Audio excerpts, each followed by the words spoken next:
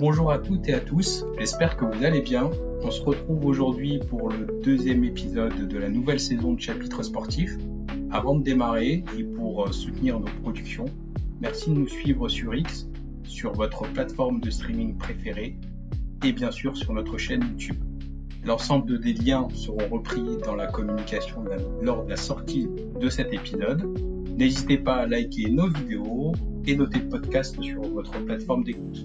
Petit geste pour vous, mais extrêmement important pour booster l'algorithme et augmenter notre visibilité.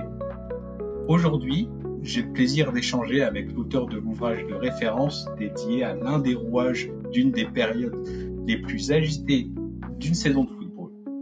Après avoir gravi des échelons dans différents clubs et avoir créé un centre de formation dédié au métier du Beautiful Game, il officie dorénavant de l'autre côté de l'Atlantique au sein d'une franchise de MLS, le FC Dallas. Vous l'avez deviné, l'invité du jour, c'est monsieur Enzo Djebali, auteur de Recruteur, paru aux éditions Solar. Enzo, merci d'avoir répondu favorablement à l'invitation. Comment vas-tu ? Merci mon cher Rafik, ça va très très bien et toi ?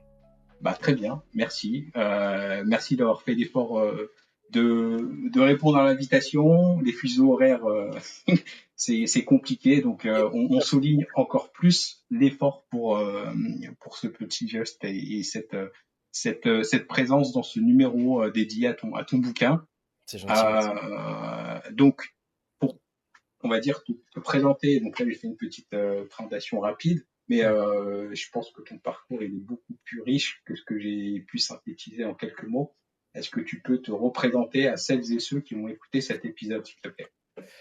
Bien sûr, avec plaisir. Donc maintenant, ça va faire 10 ans que ma carrière, ça va faire bientôt 10 ans que ma carrière a commencé. Même ça va faire un peu plus, hein, puisque en vrai, elle a commencé en novembre 2014 et puis elle a vraiment commencé en 2015. Donc, comment j'ai commencé? Donc, j'ai commencé avec un blog qui s'appelait 60 millions de sélectionneurs, où en gros, sur Twitter, alors à l'époque c'était Twitter, c'était pas encore X, euh, et par le biais aussi de statistiques qui étaient un peu novatrices à l'époque, en essayant de démonter un petit peu les stats de l'époque qui étaient à la mode, comme le pourcentage de passes réussies. Euh, J'étais un peu le premier à créer des taux de tir cadrés, des taux de menaces sur les tirs, sur les zones de tir, donc un peu l'ancêtre des XG, pour essayer alors comme le nom du blog l'indiquait, de faire des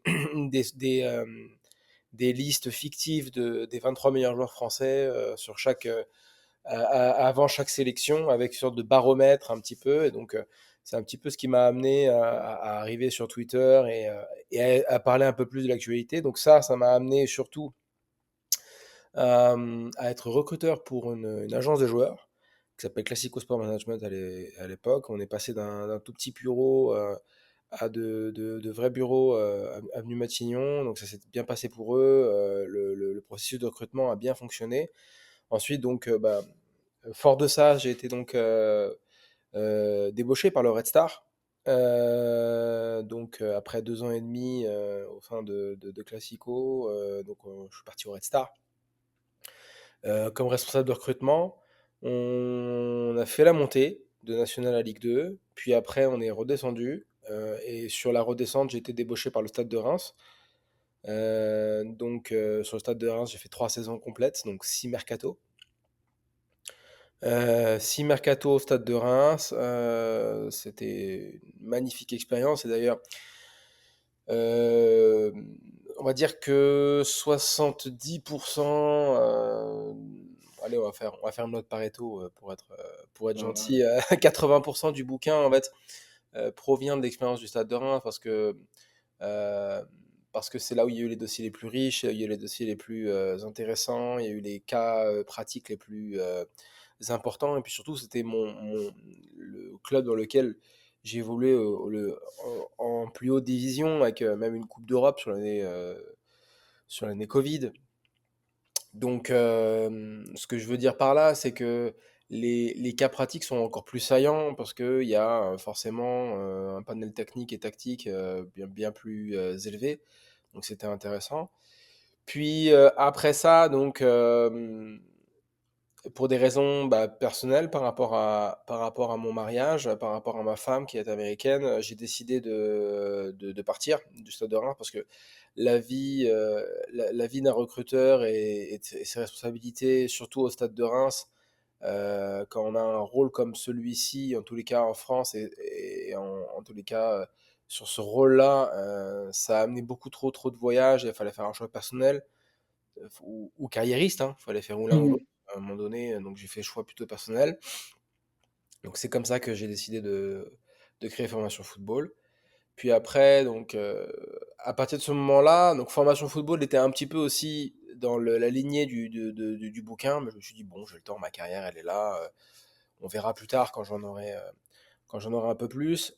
Mais par contre, quand à Versailles, ça s'est pas bien passé du tout, et que je sentis que dans le monde du football, où il y avait un retour négatif face à mon expérience, là, je me suis dit, c'est peut-être ma dernière année dans le métier. Vraiment, je me suis vraiment dit ça. Donc, j'ai pris ça comme un sacerdoce. De toute façon, tout ce bouquin est présenté comme, enfin, est ressenti pour moi comme un sacerdoce parce que mon parcours est vraiment autodidacte pour le coup par rapport au football. Bon, même si j'ai joué niveau R2, R1, moi, je me considère pas comme quelqu'un du monde du football. En tous les cas, je suis pas quelqu'un du sérail du tout. Et d'ailleurs, je l'ai payé d'ailleurs au début dans ma carrière à- sur mon absence de, de connaissance des codes. Vraiment, mais après, ça sert à ça l'expérience aussi. Donc, c'est pour ça que j'ai eu envie de faire donc, recruteur. Mais bon, au final, c'était une mauvaise prédiction parce que j'ai retrouvé du travail avec Dallas qui était vraiment très très content de pouvoir euh, avoir l'opportunité de collaborer avec moi, ce qui était flatteur. Mais il faut dire que ils m'ont connu, puisqu'on s'est connu grâce à l'application Transferroom, ils m'ont connu comme directeur sportif, entre guillemets, même si c'était pas vraiment le titre officiel, mais ils m'ont connu avec des responsabilités à Versailles, même si c'était un club de national. Ils se sont bêtement dit, mais comment un mec avec des responsabilités qui a presque 10 ans de carrière, enfin 8 ans à l'époque, va accepter un rôle de recruteur, même si c'est un peu transversal, un rôle de recruteur à Dallas. Donc, je leur ai dit, bah non, mais vous savez pas qu'en fait, moi, déjà de un, je m'en fous, et Mhm.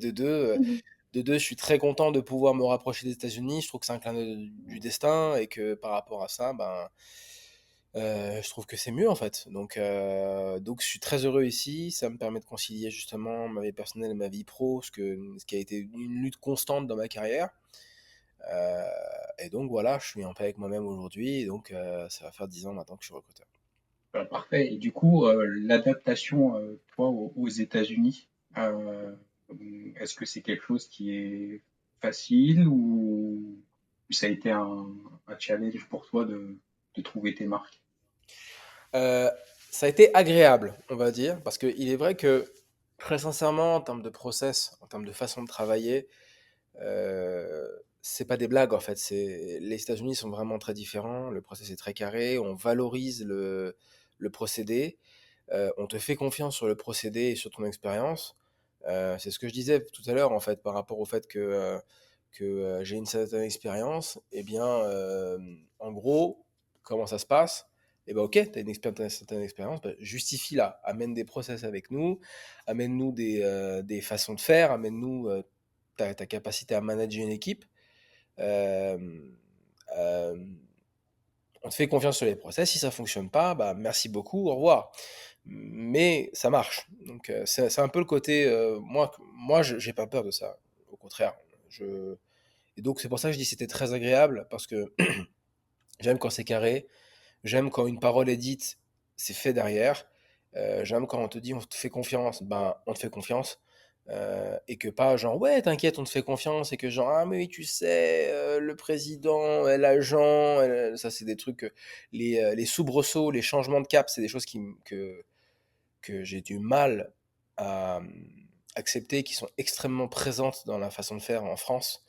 On réagit à l'émotionnel, beaucoup à l'émotionnel. C'est Fabrice Boquet, dans son livre L'importance des 3 points, qui disait que le club de football est une entreprise émotionnelle. Je suis d'accord avec ça, sauf que en France, c'est plus une émotion entrepreneuriale qu'une entreprise émotionnelle. D'accord. Et alors que effectivement, aux États-Unis, c'est plus une entreprise émotionnelle. Effectivement, les résultats, ce que pense le coach d'un joueur, ce qu'il a vu, ou ce que pensent les critères techniques qui bougent, une ligue en constant mouvement technique et tactique, des règles qui changent, bref, plein d'événements, de micro-événements qui créent des émotions de supporters et de dirigeants, font bouger les choses, mais en France, ça crée des séismes à chaque fois. Alors, je vais pas prendre l'exemple de Marseille, Mm. et c'est un bon exemple parce qu'il transparaît au grand public. Euh, et c'est pour ça que moi, je l'ai dit récemment dans une autre interview, je suis très admiratif du rôle et de comment a été assumé le mercato par Mehdi Benatia et Pablo Longoria, parce que je sais ce que c'est dans un club. On a vu que entre 1 et 5% du tremblement de terre que c'est dans un club, et parfois ça peut vraiment ruiner un peu le tout. Donc voilà un petit peu comment elle s'est passée mon adaptation. C'est beaucoup de process. Donc, par exemple, pour entrer dans le détail du process, qu'est-ce que c'est? C'est quand on finit un rapport, comment on gère en notes, comment on classe les rapports, en fait, les joueurs, Mm. comment on les met sur quelle catégorie, comment on classe le niveau actuel, comment on classe le potentiel, quelles décisions on met en avant et qui est le référent de qui et qui est le référent de quoi. Ça, c'est des questions que quand on parle de ça en France, ça fait, excuse-moi de l'expression, ça fait très branleur en fait. Mais Mm. genre, ah oui, toi tu te la pètes, etc. Mais non, en fait, c'est extrêmement important de savoir par rapport au club dans lequel on est, d'avoir des rails sur lesquels on travaille. Et ça, voilà, ça c'était donc agréable, c'était donc pas difficile parce que c'était un sacré challenge, mais c'était pas difficile, c'était juste, ouais, c'était un challenge quoi. C'était agréable de relever le challenge. La tâche était ardue, mais elle était très agréable pour moi intellectuellement. Donc l'adaptation s'est très bien passée. Et en termes au niveau de ton métier, est-ce que le fait que ça soit que tu intègres une franchise au sein d'une ligue fermée et Mhm. qu'il n'y ait pas cette épée de Damoclès de la Ouais. relégation et tout ça, est-ce que c'est une façon de prendre le métier, on va dire, d'un angle différent ou pas du tout? Bon, Ouais, qu'est-ce qui change dans le fait d'être dans un système pyramidal versus une ligue fermée? c'est une très bonne question parce que à un moment donné, on s'est retrouvé en très grosse difficulté la saison d'avant avec Nico Esteves, qui a eu du mal à mettre en place ses idées et qu'à un moment donné, en fait, il y avait une panne totale de résultats, de production de jeu. Et à un moment donné, on s'est vraiment retrouvé dans une crise de résultats grave. Et donc, en fait, à ce moment-là, en fait, le fait de l'avoir vécu euh, bah, sans l'épée de Damoclès, comme tu l'as dit, de la relégation, et ben, ça t'enlève le poids de la peur dans la décision. Parce que au final, tu peux prendre les décisions pour comme il dit ici, le rebuilding, la reconstruction Mm. sur l'année d'après, etc. Et donc forcément, les discussions sont beaucoup plus sereines par rapport à ce que tu vois, les préconisations tactiques que tu peux relever. Euh, donc en fait, moi j'ai vécu les deux en plus. Bah, c'est pas compliqué. J'ai tout vécu avec les différents clubs par lesquels je suis passé. J'ai vécu de la même manière donc la qualification en Coupe d'Europe, la promotion, la relégation, le spectre de la relégation, le spectre des mauvais coups, les playoffs. J'ai vraiment tout vécu avec les différents clubs par lesquels je suis passé. Et le spectre de la relégation, moi je l'ai vécu avec Reims aussi. Euh, c'est vraiment pas agréable parce que tout s'auto-censure en fait. Les bonnes idées forcément deviennent questionnables. Les idées, on va dire, moyennes sont des idées catastrophiques. Euh, Tu réfléchis 7 fois avant de parler. Mm. Tu d'agir, et quand tu agis, parfois tu as peur, que ça va dans le mauvais sens et de savoir comment ça va être pris en face de toi. À cette période-là, j'ai dû faire même un peu plus d'analyse vidéo pour essayer de soutenir l'équipe. Quand tu fais ce genre un peu de rôle-là, bah, tu t'engages techniquement, donc c'est délicat. Donc ouais, le spectre de la relégation quand tu es recruteur, c'est vraiment pas agréable parce que quand ça se passe bien, c'est normal. Je dis pas que genre c'est pas grâce à toi, mais parce que c'est aussi grâce à toi. Mhm. Et c'est normal. Tu as fait ton travail de faire en sorte que la recrue soit bien intégrée, donc en ayant vérifié tous les critères techniques, en ayant fait l'enquête si mentalement le joueur collait à ton club. C'est normal en quelque sorte. Donc, c'est pour ça que je dis c'est vraiment un métier de masochiste. Euh, mais quand ça se passe pas bien, il y a une sorte de conflit larvé à l'intérieur de toi. C'est ma faute, ce joueur-là, il n'a pas assez d'impact dans cette situation critique. Oui, mais t'inquiète pas, c'est la faute de tout le monde. Et puis parfois il y a des aléas. Oui, non, mais non, mais. Et parfois tu l'intériorises parce que tu te sens responsable et on essaie de te reconcentrer dans le travail et tu te sens forcément responsable. Donc, le fait d'avoir le spectre en moins de la relégation, effectivement, euh, ça t'enlève une autocensure qui est extrêmement mauvaise pour le travail, pour la qualité du travail. Parce que, comme je disais, à partir de ce moment-là, des émotions négatives rentrent à l'intérieur de toi et ça t'empêche de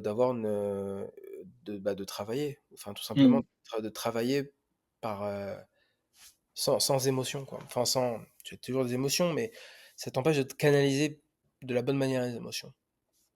Donc, ouais, c'était une agréable surprise de l'avoir vécu comme ça. Et au final, oui, ça a été bien. Ok.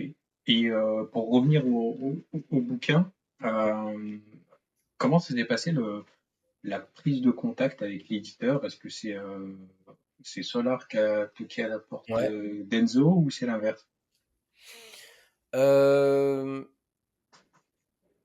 alors, ça s'est passé. Donc, j'étais à un tournoi au Sénégal. D'accord. Et d'ailleurs, je le salue très fort, c'est Philippe Doucet qui est à l'origine de cette rencontre.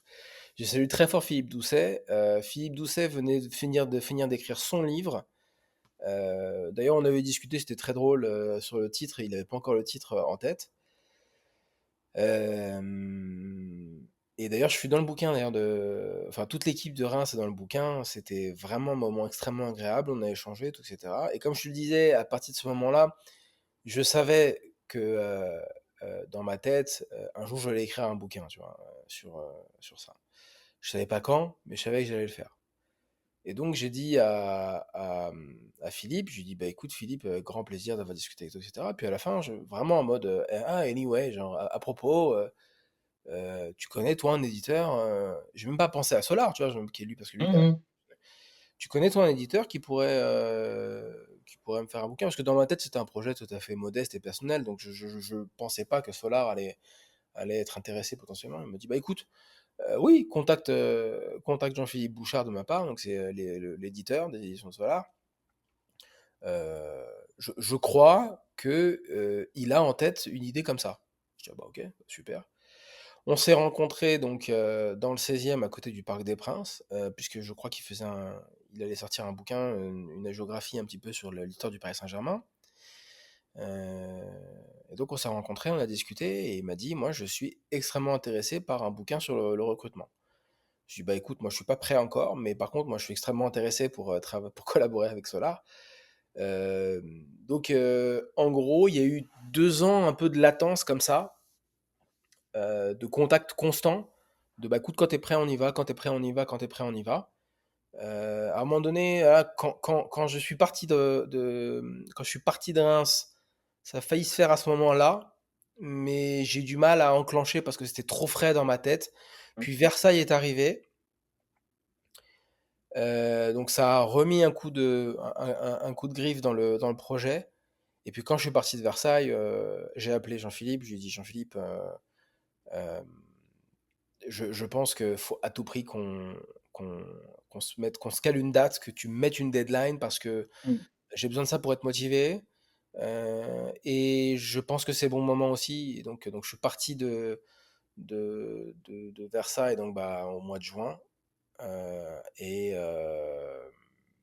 effectivement, donc la deadline était en février-mars, je crois. Donc, à partir de ce moment-là, bah, j'étais lancé en fait. J'étais une machine pour pouvoir écrire ce bouquin parce que comme je te dis, je l'ai ressenti comme une mission en fait. Je D'accord. l'ai ressenti vraiment comme une mission de me dire, il faut que je partage mon expérience. Faut pas que mon parcours il soit dans l'oubli pour tous ceux qui veulent faire ce métier parce que c'est un métier magnifique. Mais vraiment, hein, je ne pensais pas ça par rapport à moi. Je pensais ça par rapport à j'ai vécu trop de choses extraordinaires pour que ce soit pas partagé. C'est pas possible, je peux pas.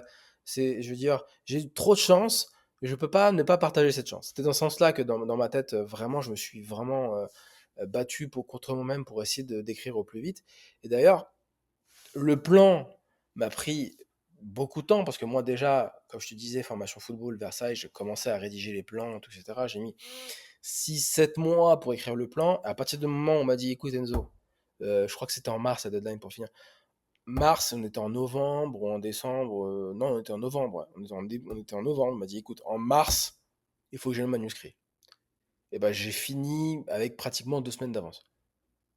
J'étais tellement, on va dire, investi, concentré, j'ai écrit même pas en 3 mois. J'ai écrit en 3 mois. J'ai écrit en 3 mois le bouquin. Et il m'a dit, ouais, il faut que ça fasse 400 pages. Au début, Jean-Philippe, il disait, écoute, je sais que c'est serré, mais il faut que tu fasses 400 pages en 3 mois et demi.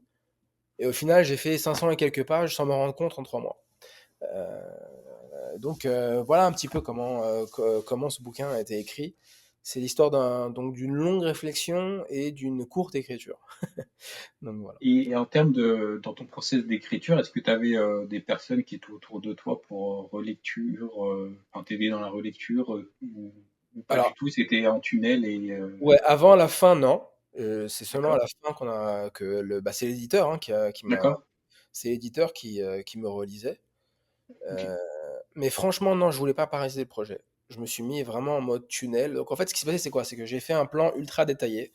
Ça veut Mhm. dire que j'ai essayé, donc j'ai fait une page 21-29-7 avec tous les titres et une autre page 21-29-7 où il y avait entre guillemets en dessous de chaque titre un petit peu les points saillants que je voulais D'accord. de Il y avait mon ton squelette ouais, il y avait qui, mon squelette. voilà. C'est-à-dire que Mhm. et en fait quand j'écrivais, j'avais mes titres à gauche avec tous les sous-titres, mes points saillants à droite et je balayais à droite à gauche et j'écrivais. Ok. Et tous les jours, c'était comme ça. Et tous les jours, c'était comme ça. J'avais vraiment ma C'était méthode ton d'écriture. châtrier. Voilà, exactement. J'avais vraiment mon truc comme ça, très posé, ma petite routine d'artiste, exactement. Euh, et tous les jours, c'était vraiment tunnel. Ça veut dire, je me levais le matin, euh, et la première chose que je faisais, c'était regarder à gauche, regarder à droite. Ok, j'ai ça en tête. J'écrivais un petit peu ce que j'avais dans ma tête. Je regardais un peu les informations, je faisais les recherches de documents par rapport, parce que j'ai toujours essayé de sourcer mes choses, tu vois, Oui, oui, par oui. rapport à tout ce que j'avais. Et en fait, je voulais connaître d'abord les documents que je sourçais avant d'écrire pour ne pas être approximatif dans l'écriture. Donc, euh, gauche, droite, source, et après c'était parti. Ça veut dire que je me réveillais à 8 heures. euh, après, euh, après un petit peu me réveiller convenablement, à 10-11 heures, c'était parti. Et, euh, en gros, bah, chaque journée était un chapitre. Puis après, il y a eu les week-ends forcément, mais chaque journée était un chapitre. Mhm. Chaque journée D'accord. était un chapitre, grosso modo. Alors parfois, il y avait des moments où j'ai saturé, donc j'ai pris 3-4 jours de repos. Et puis voilà, mais grosso modo, c'était euh, 10-11 heures début d'écriture, 17-18 heures fin d'écriture du chapitre, puis après pendant 2 heures relecture, recoupage avec les sources, si je me suis trompé, pas trompé, tout, etc. Et puis voilà, c'était comme ça, donc du 11h, 19h ou du 10h, 19h tous les jours, jusqu'à qu'il y ait des pauses. Et puis après, voilà, je me suis relu moi-même. J'ai vraiment partagé ça avec personne. Et voilà, après, dès que j'ai fini, j'ai commencé. Et c'est quand j'ai fini en fait, dans ma tête aussi, j'essayais d'imaginer les témoignages, parce qu'il y a des témoignages dans le bouquin. Mhm. Je me suis dit, attends, là, je pense que ça serait bien, donc qui est lui, un tel. Donc dans mon cahier, après l'écriture, je me disais, quand j'écrivais, en fait, je me rendais compte que, tiens, il manque un vécu là-dedans. Donc je prenais mon Mhm. cahier, je disais, tiens, là pour ça, je vais appeler Mathieu Bodmer. Là pour ça, je vais appeler Yacine. Là pour ça, je vais appeler Thibault Leplat. Là, ah tiens, Samir Chama, il serait bien là-dedans parce que ça me rappelle tel dossier. Donc, donc à un moment donné, en fait, sur chaque thème dans un chapitre, je disais, voilà, je vais prendre un tel, un tel, un tel, un tel, un tel. Et donc, c'est quand j'ai fini l'écriture que j'ai appelé tout le monde pour dire, bah voilà, euh, L'aventure est lancée, j'ai besoin de ouais, vous. voilà, la voiture est Ok. lancée, etc. Moi, j'avais déjà fini l'écriture. Et ça m'a pris 2 semaines de travail de collecter collecter tous les témoignages. Et donc, voilà, donc voilà, c'est pour ça que il y avait à peu près moins de 3 mois, parce que Mhm. entre l'écriture personnelle et les témoignages, ça a duré 3 mois, mais l'écriture, donc, comme tu as compris, ça fait 2 mois et demi, quoi. Mhm. Comme j'inclus les témoignages dans l'écriture, parce qu'il a fallu les réécrire, il a fallu les Transcription. adapter, voilà, exactement, les intégrer dans l'écriture, bah forcément, moi, je l'intègre à l'écriture. Donc voilà, c'était des heures d'entretien téléphonique, tout en étant voilà, en dactylographiant un petit peu le tout, et puis voilà comment ça s'est passé exactement. Et pour le coup, moi qui a toujours été un peu, tu sais, réfractaire de l'intelligence artificielle et tout, etc. Moi, j'ai jamais utilisé artificiel pour ce bouquin parce que j'étais vraiment réfractaire, je voulais vraiment pas l'utiliser du tout, du tout. Donc j'ai tout fait, même pour la construction, j'ai tout fait en écrivant. C'est tout. D'accord. J'ai mis aucun filtre extérieur à mon écriture parce que je voulais vraiment pas, en fait. J'avais vraiment peur. Ma femme, elle me disait, mais j'ai dit, mais non, mais Enzo, c'est pas possible. T'es en train de te tuer. J'ai dit, non, non, c'est vraiment. Ça faisait presque des engueulades parce que Mhm. je voulais vraiment laisser mon écriture intacte. J'ai un style d'écriture très, très particulier qui est extrêmement direct, qui essaie d'être le plus concret possible. Euh, et je voulais pas toucher ce style-là. Je voulais vraiment Mhm. ce style-là qui soit dans le bouquin, pas un autre style, pas du tout autre chose. Et vraiment, je voulais écrire. Alors, c'est pas le cliché d'écrire avec mon cœur, mais non, je voulais écrire avec mon cerveau, le mien, que le mien. Et Mhm. donc euh, là-dessus, c'est clair que il est possible qu'en 2025, si je devais réécrire le bouquin, il est possible que peut-être j'utiliserais l'intelligence artificielle parce qu'elle a beaucoup évolué, et tout, etc. Qu'elle est capable de s'adapter à ton style d'écriture, et tout, etc. Mais à l'époque, vraiment, je voulais pas. C'était Et de l'essence pure et dure, du 100% Djebali du ouais, c'est ça. début à la fin. C'est ça. Parce que comme je te disais, vraiment, je l'avais ressenti comme une mission, tu vois. Vraiment, je l'avais ressenti Mhm. comme une mission.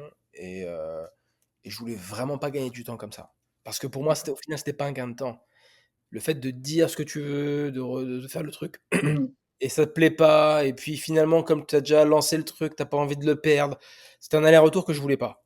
C'était vraiment un aller-retour que je voulais pas parce que euh, quand tu fais tes mails aujourd'hui, tu t'en rends compte que quand tu fais ça, tu as un aller-retour qui est désagréable. Et j'essaye donc vraiment d'éviter le plus possible. Alors c'est pareil hein, pour l'écriture des rapports.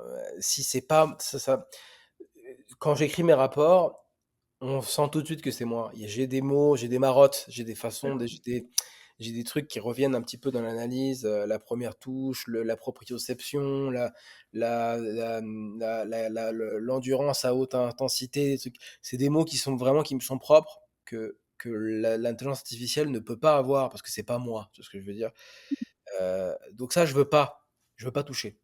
Mais bon, après, je sais qu'aujourd'hui, je suis un vieux con hein, par rapport à ça. Mais vraiment, je voulais pas parce que je voulais que ça vienne de mon crâne. Et surtout, je sentir le, le côté, ok, c'est ce que j'ai dit. C'est ce que j'ai dit moi. Voilà. Donc voilà. On va maintenant rentrer dans le vif du sujet et parler du bouquin bien comme il faut. Mhm. Dans le bouquin, à un moment donné, tu indiques que le stratège, je cite, a tout simplement changé ta vie. C'est vrai. Est-ce que tu peux nous expliquer pourquoi? C'est Le, vrai, le film Le Stratège, pardon. ouais, ouais, le film Le Stratège. C'est vrai parce que c'était un moment dans ma vie. Alors, parce qu'il faut savoir que j'étais pas du tout destiné à travailler dans le football. Euh, Moi, je travaillais avant avec la boîte de mes parents. J'ai une formation de journaliste. J'ai eu plusieurs stages ou plusieurs petits, on va dire, boulots, pigistes à RTL, à France 2, à Radio J aussi. C'était très à contre-emploi de ce que je faisais. C'était extrêmement agréable parce on m'avait confié au final la matinale. Donc au final, j'ai pu interviewer beaucoup de personnalités publiques et c'était vraiment très intéressant. Euh, Tous ces stages-là m'ont beaucoup enrichi. euh, mais ça, ça nourrissait pas, quoi, tu vois. Hmm. Donc voilà. Ouais, non, comme je disais, tu vois, parce que pour le coup, moi, je m'attendais plus à faire des trucs, tu vois, voilà, France 2, RTL, etc. Moi, c'était ça mes aspirations. C'était pas de faire des trucs. C'est ni. J'ai au contraire, hein, j'ai beaucoup de respect pour les radios communautaires, mais je veux dire, moi, le but de ma carrière, c'était pas d'être sur Beurre FM ou sur Radio Orient ou sur Judéique FM ou Radio J, tu vois. Je veux dire, c'était pas du tout mon inspiration. Mais au final, c'est là où j'ai le plus appris dans ce métier. Et quand je suis arrivé à France 2 ou RTL, etc., ben, très vite, j'ai été mis dans des planques un peu. On m'a mis, tiens, va faire assistant montage, tiens, va t'occuper du Téléthon, enfin des trucs comme ça, tu vois, des trucs franchement qui étaient bon. Pas Alors, stimulant, montage, quoi. Ouais. ouais, fastidieux. Bon, au final, montage, ça m'a beaucoup aidé. J'ai appris beaucoup de Hmm. choses là, tu vois. Euh, mais bon, t'es dans une cave, quoi. Donc, c'était extrêmement frustrant. Euh, une grande impression de frôler le problème et de pas le toucher du tout. Hmm. Donc, à un moment donné, donc, j'ai décidé de partir pour travailler avec mes parents. Et donc, moi, c'est ce que je te disais. Donc, pourquoi je te parle de tout ça? Parce que bon, j'ai bossé 4 ans et demi, ça s'est très bien passé. La gestion de la boîte et tout, etc., ça a été vraiment une chance d'arriver à un moment où tu gères l'entreprise. Puis à un moment donné, je me suis dit, c'est pas moi, quoi, ça me ressemble pas, c'est pas ce que je sais faire, c'est pas ce que j'aime, Hmm. etc. Donc je suis parti vivre à l'aventure aux États-Unis. Et en fait, voilà, j'ai vu le film là-bas. Et j'ai vu le film là-bas. J'étais dans un rappel, j'étais dans un hôtel tout miteux de Los Angeles, dans la banlieue de Los Angeles. Vraiment, un truc comme ça. Et là, je tombe sur ce film, là, vraiment. Mais comme ça, par hasard, qui tombe, qui passe à la télé.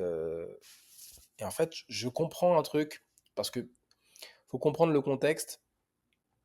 J'ai moi qui me suis renié depuis 4 ans, et je découvre ce mec qui a une carrière de baseballeur, qui renie un petit peu l'intelligentsia globale de l'époque pour dire mais ça c'est des conneries, laisse tomber Hmm. le Moneyball. Donc la sabermétrie, parce que en fait c'est ça, c'est que le but de la sabermétrie c'est quoi? C'est de dire que les statistiques dans le baseball qui sont généralement utilisées euh, pour savoir qui performe pas sont inutiles. Au contraire, à l'inverse, il y a d'autres statistiques qui sont complètement négligées, d'autres algorithmes qui sont complètement négligés, qui sont peut-être un peu plus compliqués, qui sont peut-être un peu plus partiels, mais qui sont beaucoup plus exacts, beaucoup plus proches du jeu. Et Hmm. l'enjeu de la sabermétrie, c'est ça. C'est prendre des questions de baseball et ces questions de jeu, les faire répondre par les chiffres et pas l'inverse. Pas, bah écoute, on est capable de faire telle ou telle formule, et bah pouf, mange là et puis c'est tout. Puis après, tout le monde l'avale tout cru. Et pendant 50 ans, ça a été comme ça.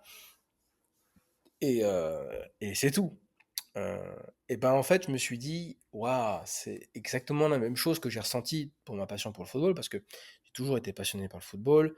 Tu sais, moi, j'étais le petit garçon qui traînait dans les pattes de mon père dans les dîners de fournisseurs, et j'étais un peu le singe savant, tu sais, genre, tiens, dis-moi tous les effectifs de l'Inter de Milan. Ah, bravo, bravo. Ah, tiens, dis-moi tous les effectifs de Benfica. Ah, bravo, bravo, tu vois. Donc, toutes les VHS, toutes les VHS, équipe du dimanche, le Football Manager, les jeux FIFA. J'avais donc une base de données dans ma tête extrêmement large et puis énormément de connaissances foot pour un gamin, tu vois. Euh, Vraiment le côté très encyclopédique hein, de la manière d'ingérer un petit peu les informations. Donc j'ai toujours été un immense fan de foot et tout le monde m'a dit oh, mais Enzo, tu devrais faire un métier dans le football et tout. J'ai dit, mais non, enfin, tes conneries. Peut-être je ferai journaliste de sport, on verra, tu vois. Mais, et puis au final, quand je suis rentré dans le journalisme au début, je voulais vraiment pas faire ça. Je voulais faire géopolitique, et tout, etc. C'est toutes ces notions-là qui m'intéressaient. Euh, mais et quand je suis arrivé, en fait, quand je suis arrivé dans ce monde, enfin, quand j'ai creusé un petit peu dans les stats dans le foot, et tout, etc., je me suis dit, bah, oui, en fait, on a un peu le même problème dans le football, en fait. Dans le football, on a des stats à la con, en fait, que tout le monde gobe tout cru et que bah, on croit que c'est bon, mais en fait, c'est pas bon. Et donc, en fait, je suis re-rentré dans le football. Donc, en fait, je suis rentré des États-Unis avec deux opinions de moi-même différentes. Déjà, ça m'a fait du bien de revenir aux États-Unis en étant, enfin, d'aller aux États-Unis et de pas être le fils de mon père, quoi. Et de Hmm. pas être le fils de mes parents, de pas être le dirigeant d'entreprise catapulté qui n'a rien à foutre là et que même si j'étais bien dans ce que je faisais, hein, parce que mon père aujourd'hui, même encore aujourd'hui, regrette que je sois parti pour plein de raisons. J'ai pas envie de refaire ça parce que c'est très très très long à expliquer, mais en gros, je suis pas parti proprement, enfin, je suis parti proprement, mais ça s'est pas bien passé à la fin parce que on n'était pas d'accord du coup sur la manière de faire. Après, il m'a dit, franchement, il faut que tu reviennes. J'ai dit, non, mais non, mais ça y est, je suis vraiment très loin maintenant, tu vois. Et, euh, et donc, le fait de partir aux États-Unis m'a fait beaucoup de bien parce que je suis personne là-bas. Quand tu fais un rendez-vous, quand tu rencontres des gens, bah, t'es pas un dirigeant d'entreprise. T'es juste personne, en fait. Donc, ça m'a fait déjà, de un, je me suis dit, bah, je vais revenir en France pour être moi-même. Donc, déjà, ça, c'était sûr. Et le truc, après, c'était comment être moi-même. Eh ben, je vais prendre ce biais-là. Donc, le football, c'était moi, c'était ma passion, c'était ma, mon true self, comme on dit ici. Donc je me suis dit, bah, je vais rentrer là-dedans et je suis rentré avec cet angle-là de la sabermétrie.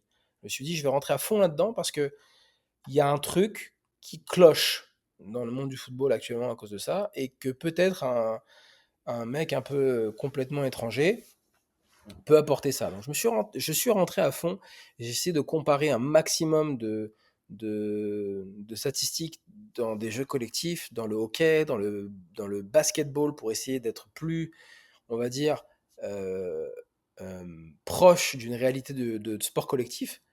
Et en fait, j'ai pas essayé de copier, j'ai essayé de m'inspirer des principes. Par exemple, je trouvais très intéressant ce qu'on appelle le true shooting percentage au basket. Ça veut dire, alors c'est quoi le true shooting percentage? Ça veut dire que, et d'ailleurs c'est ce qui a plus tard euh, dirigé un petit peu la mentalité des Golden State Warriors. Ça veut dire que euh, un truc tout con, un panier à 3 points vaut plus que 2 et vaut plus qu'un lancer franc. Donc qu'est-ce qu'on fait? On met bout à bout, en fait, le panier à 3 points, le taux de réussite d'un panier à 3 points, eh ben, on met en coefficient le côté de 3 points. À 2, c'est un coefficient neutre, et à 1, c'est un malus. Et donc, à la fin, avec ces bonus et malus, tu as un autre pourcentage qu'on appelle donc le true shooting percentage. euh, Parce que plus tu es prêt, plus c'est facile, entre guillemets, ou entre guillemets, voilà. Euh, En fait, j'ai essayé de faire ça au football. Donc, en fait, j'ai créé l'ancêtre du XG. Ça veut dire ce que j'ai fait, c'est que j'ai essayé de prendre les tirs dans la surface et d'en mettre un malus, un tir en dehors de la surface, à mettre un bonus, et prendre les non cadrés, cadrés et buts, et en mettre un bonus à chaque fois. Et donc c'est comme ça que en fait je faisais, donc j'avais développé cet algorithme dans 60 millions de sélectionneurs, je l'avais écrit. J'avais même écrit un bouquin qui devait paraître aux éditions de Buck, qui n'avait pas été fait parce que du coup, avec l'accord que j'ai eu avec l'agence, bah, j'ai jamais donc eu l'opportunité de faire ce bouquin. C'était trop de travail, en fait. Euh, et bah, en fait, voilà, donc ce blog a malheureusement disparu parce qu'il a expiré. Je l'ai laissé en friche Mhm. complètement. Et c'est un WordPress. Et je crois que les WordPress ont une durée de vie de 5 ans et que si tu renouvelais pas l'abonnement, et puis pouf, tout a disparu. Il n'y a plus rien. Mais en fait, voilà, j'avais développé donc cet algorithme-là en expliquant que voilà, aujourd'hui, euh, je divisais tout ça par le volume de tir pour valoriser ce qui était efficace. Et ça faisait en fait un ancêtre du XG. Alors je ne sais pas si j'ai inspiré les gars de StatsBomb, hein, je ne pense pas, mais je fais partie de cette mouvance qui essayait de réfléchir à autre chose que le tir cadré pour valoriser un petit peu tout simplement les tirs.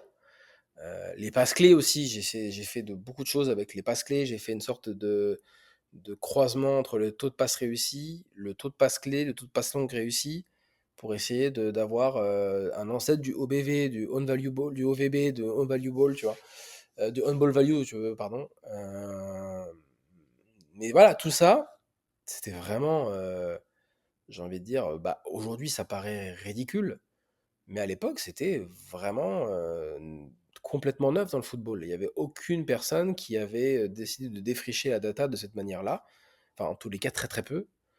Et puis après, vraiment à ce moment-là, StatsBomb arrive. C'est vraiment à ce moment-là quoi que ça arrive. Euh, donc je suis arrivé en fait dans le sillon au bon moment. Je suis arrivé dans ce sillon au bon moment sans m'en rendre compte, moi-même.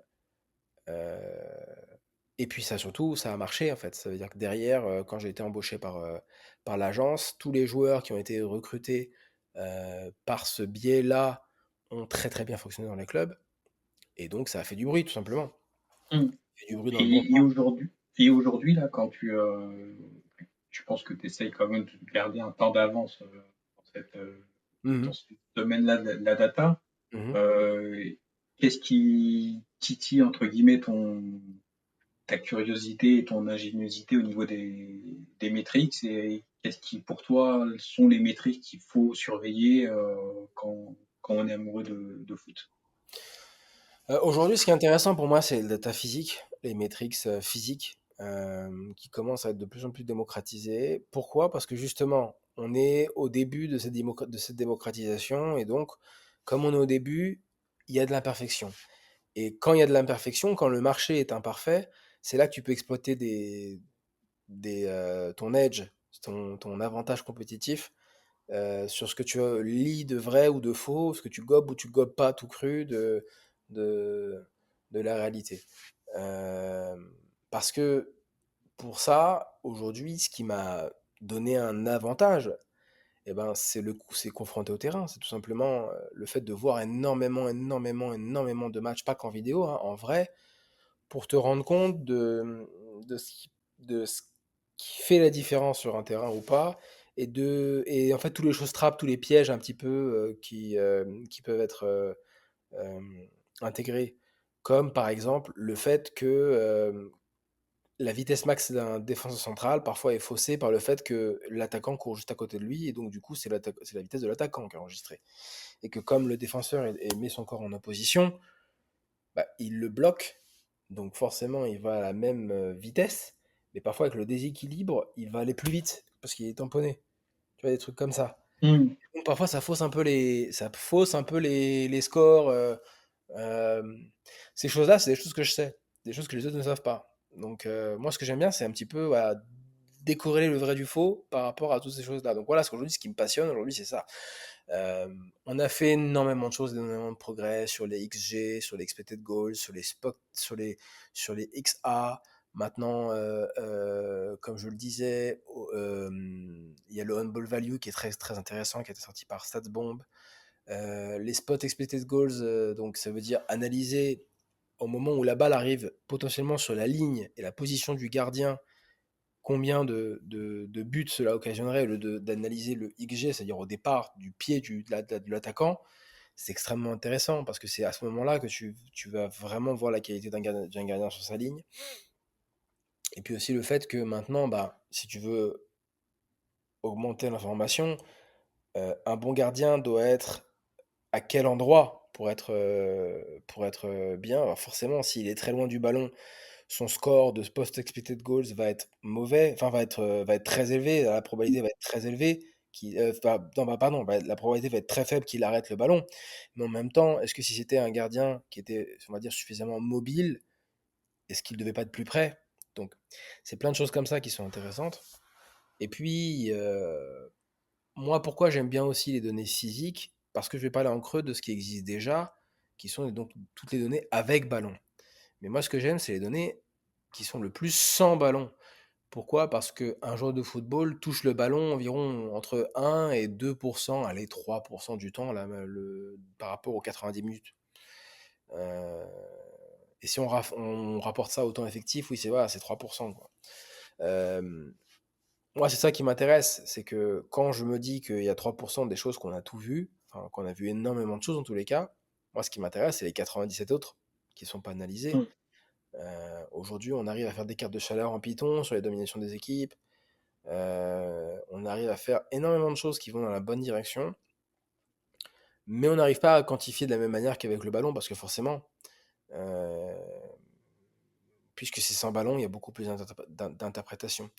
Donc c'est pour ça que moi je suis très enthousiaste par rapport aux données physiques, parce que je m'imagine déjà à l'avenir une quantification des courses physiques, des courses tactiques, des courses est-ce que cette course, même sans avoir touché le ballon, par exemple, tu sais, par exemple, j'imagine, je sais pas si tu te rappelles de cette action, tu sais, la course de repli de Van Dijk, avec le 1-2 de Sissoko et de Son, avec Oui, oui, oui. Sissoko, Son, Sissoko, Son. Van Dijk, il touche pas le ballon dans cette action. Mais Van Dijk est crucial dans cette Ouais, il action. cadre bien et Voilà. ça couple, Et ça coupe l'action, puis si l'attaquant. Sissoko finalement manque le cadre, le retour est essentiel pour l'action. Ça vaut un dégagement sur la ligne. Donc il Mm. touche pas le ballon, mais ça vaut un dégagement sur la ligne parce qu'il neutralise une action. Un jour, on ira vers cette tendance-là. Je pense qu'avec l'intelligence artificielle et le fait que, justement, j'en parlais tout à l'heure, le fait qu'on puisse éduquer l'intelligence artificielle, ingérer donner des situations à l'intelligence artificielle, lui faire ingérer ces situations, lui faire, voilà, ça c'est bien, ça c'est pas bien. Je pense que les données physiques donneront des résultats d'algorithmes tactiques euh, pour les joueurs, et moi c'est ça qui m'intéresse, parce que moi c'est ce que j'imagine dans 10 ans. Mm. Moi c'est ça que je trouve. Donc c'est pour ça que voilà, les données physiques m'intéressent au plus haut point, parce qu'elles sont complètement au point zéro aujourd'hui par rapport à leur démocratisation. Aujourd'hui on sait qui court le plus, qui court le plus à haute intensité, qui court le plus à intensité moyenne et qui va le plus vite. D'ailleurs, pour moi, Skill Corner a révolutionné le marché par rapport à ça. Et je pense que ils pourront continuer à révolutionner le marché s'ils réfléchissent un peu comme j'ai réfléchi. Mais parce que c'est Enzo qui l'a dit, hein, parce que Mm. c'est l'évolution naturelle du milieu, tout simplement, du métier. Hein. Moi, je m'en fous. Hein, c'est pas par rapport à moi, je dis ça, c'est par rapport au fait que je pense qu'ils ont compris. Je pense qu'ils ont compris qu'ils sont un embryon, qu'ils sont au début de l'histoire, et que c'est à eux maintenant d'écrire la suite de l'histoire de cette donnée-là. Et au niveau de, là, on a parlé de l'aspect data. Mm. L'un des autres facteurs qui est important, c'est le timing quand tu traites un dossier.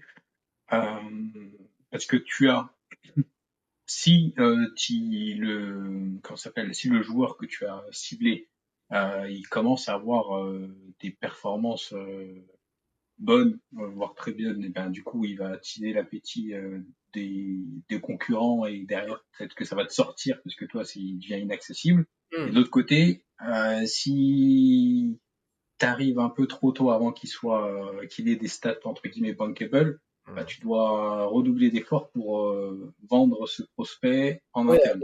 c'est vrai. Voilà. Bah, Donc, comment tu arriverais, toi, à résoudre cette équation qui, de prime abord, est insoluble? c'est une question complexe. Il y a beaucoup de choses à voir dans cette question. La seule chose que je peux dire, c'est que c'est le contact constant avec les proches du joueur. Alors, ça peut être l'agent, ça peut être les éducateurs, qui te permettent de créer un avantage compétitif. Euh, Figure-toi que pas plus tard qu'hier, j'ai appelé quelqu'un par rapport à un joueur exactement sur cette situation-là. Je l'ai appelé de un pour vérifier les informations que j'avais, enfin qui étaient grand public, pour savoir si les informations contractuelles, etc., étaient exactes. Déjà, j'ai vérifié ça. Je sais que c'est exact. Bon, j'ai pas d'avantage compétitif, mais ça m'a permis de créer un contact. Et surtout par rapport à ce que j'avais comme contact, euh, j'ai demandé pourquoi cette personne ne jouait pas sur le dernier match. Moi, j'étais très content qu'il ne joue pas sur le dernier match. Parce que s'il joue pas sur le dernier match et que je suis convaincu de sa qualité déjà, bah, ça permet de cacher le joueur. Donc je suis content. Mm. Tu vois ce que je veux dire? Euh, il m'a confirmé les raisons pour lesquelles il était, il jouait pas et j'étais rassuré. Donc c'était pour moi des bonnes raisons. Euh, et donc, en fait, le fait de collecter des informations qui sont entre guillemets des informations de primeur, donc des informations que tu n'as pas dans le grand public, ça crée une excitation, ça peut créer une excitation quand tu en parles, parce que déjà, ça prouve bah, la qualité de ton réseau, et ça prouve, et parfois il y a des éléments qui sont intéressants dans l'anecdote, dans la façon de faire, dans la façon de qui vont permettre de se dire ah tiens ça c'est un dossier intéressant. Donc voilà un petit peu aujourd'hui, c'est pas une technique, c'est tout simplement travailler plus, Mm. travailler plus sur le côté relationnel et sur le côté entre guillemets avoir des informations premium, parce que c'est ces informations là qui de un ben forcément, si l'agent ou l'éducateur ou l'entourage du joueur dit bah tiens, ce mec de Dallas, en 3 mois, il m'a appelé 6 fois pour des questions très précises. Putain, ça bosse Dallas. Déjà, Mm. ça c'est une différence que tu fais. Euh, et derrière, quand tu fais le retour auprès du club, bah écoutez, ce joueur-là, euh, bah, à l'entraînement, il arrive 5 minutes avant. Ça a été recoupé, j'ai demandé à un collègue, etc. Ah, ça, c'est intéressant, tu vois, des trucs comme ça. Moi, je dis, j'ai inventé un truc, hein. Mm. Il arrive 5 ou 10 minutes ou 15 minutes avant, ou il arrive même 1 heure avant pour faire un travail de muscu, etc. J'en sais rien, hein, je dis n'importe quoi, hein, d'accord, hein. Ça, c'est des infos que tu n'as pas dans le grand public. Donc, dès que tu commences à créer de l'info premium, c'est là que tu arrives à peu près à corriger, comme tu dis, le côté insoluble de l'équation euh, pour essayer d'intéresser sur des choses qui ne sont sur le papier pas forcément très intéressantes. Bien. Et au niveau des ressources aussi, parce qu'on parle de recruteurs, mais il faut aussi regarder les ressources internes, parce que le Mhm. meilleur achat que tu fais, c'est celui que tu ne fais pas, et pas en t'appuyant sur, D'accord. en t'appuyant sur, par exemple, une centre de formation, Ou un ou voilà, joueur qui était voilà, remplaçant, qui devient titulaire. Ouais, complètement, je c'est suis ça. 100% d'accord avec ça. Et du coup, quels sont les petits leviers pour justement avoir le bon compromis entre et ça fait naître une autre question que j'avais pas prévue mais qui sort Mhm. de net. Pour toi, quand on fait un mercato, la proportion déjà de renouvellement d'effectifs, parce qu'on l'a vu encore, ça a défrayé la chronique à Ouais. Marseille avec un Mhm. renouvellement important tous les ans, Mhm. et du coup, taux de renouvellement et source interne versus source externe.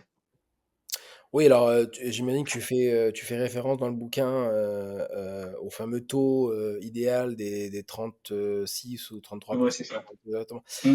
Ah oui, oui, bah, c'est justement pour ça que moi j'aime beaucoup lire toujours les articles du CES parce que c'est chiffré, tout simplement, et que les chiffres n'ont pas d'opinion, et que c'est un bon guide, c'est un bon point de repère pour savoir quel est dans un monde idéal le taux de remplacement idoine pour un effectif. Alors, pour rentrer dans le détail de ta question, parce que elle revêt énormément de points. Donc, on va commencer par ce que tu m'as dit par rapport au mercato marseillais. Euh, c'est exactement le mercato marseillais, pour moi, c'est un très bon exemple de pourquoi les chiffres, par exemple, du CES, c'est un taux indicatif. Le bordel que s'est créé Marseille un peu tout seul, hein, pour moi, a fait que c'était impossible d'avoir un autre taux de remplacement. Et surtout, quand tu vois le profil des joueurs de la dernière minute de Mercato, c'est pas des profils anodins. C'est des Pavard, c'est des profils comme ça. C'est-à-dire que c'est des profils qui sont très professionnels, de un, qui ont une mentalité exemplaire et qui ont une mentalité pacifiée. Pour connaître un petit peu de loin, un petit peu la mentalité de Benjamin Pavard, c'est quelqu'un qui va toujours avoir le sourire, qui va toujours déconner avec toi, qui n'est pas du tout dans le clanisme. Et donc, quand tu as eu un vestiaire qui a explosé juste avant, bah forcément, tu dois le renouveler de un et tu dois le renouveler par des profils comme Pavard. Et faire dans le marché sur des profils comme Pavard, je trouve ça du très très haut niveau, parce que on peut dire ce qu'on veut du joueur. Euh, j'ai fait une interview il n'y a pas longtemps pour m'expliquer qu'il était cramé. J'ai dit non, mais bon, peu importe. Mais donc, pour rentrer un petit peu dans ce schéma-là, bah voilà, tu as une réalité de vestiaire. Comment est la réalité de ton vestiaire? Il faut implémenter ça. S'il faut amener de l'extérieur, il faut amener ce sujet-là. Euh, le plus gros du travail, c'est comment identifier justement le besoin de ton vestiaire. Parce que parfois, tu fais les mauvais constats. Parfois, tu Mm. vas dire, alors, je parle même pas du technique. Je parle juste de comment humainement tu vas essayer de trouver une alchimie dans ton vestiaire. Parfois, il faut plus du professionnel. Ou parfois, à l'inverse, hein, parfois, t'as un groupe qui est trop propre. Parfois, il faut amener un peu de folie. Mm. Il y a pas de règles. Parfois, il faut amener parfois de l'aspérité, ça se calcule. Parfois, il faut amener de l'aspérité à investir. Je repense par exemple, quand je pense au transfert de Belaïli à Brest, je pense très sincèrement, connaissant un tout petit peu Grégory Lorenzi, il a regardé son vestiaire et s'est dit, c'est trop propre. La folie. Ouais, ouais, il faut. Il me faut un truc comme ça. Tu vois ce que je veux dire? Je pense que c'est comme ça qu'il a réfléchi. Tu vois ce que je veux dire? Et que surtout quand tu vois comment le professionnalisme et la carrière d'un Brendan Chardonnay, tu vois par exemple, je pense qu'il s'est dit j'ai besoin d'une étincelle, j'ai besoin de, tu vois, Mm. de quelque chose, tu vois. Et moi étant tunisien d'origine, tu vois, et forcément c'est des joueurs qui nous parlent, tu vois. Euh, Mais voilà, c'est ça aussi que je voulais dire par rapport à cela. Donc, comment après, bah, tu parles du recrutement interne pour maintenant arriver à la transition de ta question. C'est aussi ça, voir l'équilibre de ton vestiaire. Il faut voir que si justement, à partir d'un certain moment, soit tu manques d'identité et tu as besoin de t'appuyer sur quelque chose de fort, ou soit l'identité est tellement prégnante qu'il faut continuer là-dessus et qu'il faut continuer de créer quelque chose, euh, et ben c'est là que tu vas sentir à ce moment-là que bah, il faut rester sur cette voie-là. En plus du besoin. Alors bon, dans le bouquin, on parle de l'exemple d'Izazi, etc. Engels sort. Pour moi, Dizazi est l'option la plus naturelle. Mais voilà, pourquoi? Pourquoi c'est l'option la plus naturelle? Parce que déjà de un sur les performances qui sortent, les briefs de performance qui sortent, c'est très Ligue 1 compatible. Donc ça colle. C'est très bankable. En termes de contrat, c'était maintenant ou jamais. Et puis voilà. En termes aussi ça là-dessus, je fais un clin d'œil à Wassil et là-dessus, il a raison. En termes de messages que tu envoies ton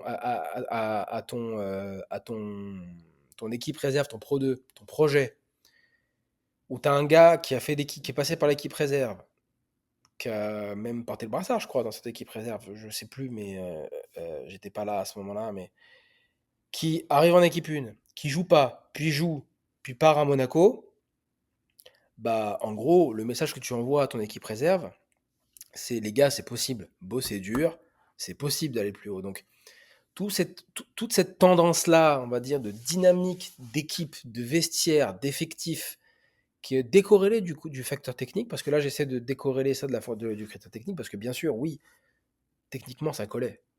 Comme je disais, ça collait à les gains, c'est complémentaire d'une certaine manière à Abdelhamid, ça collait bien avec lui.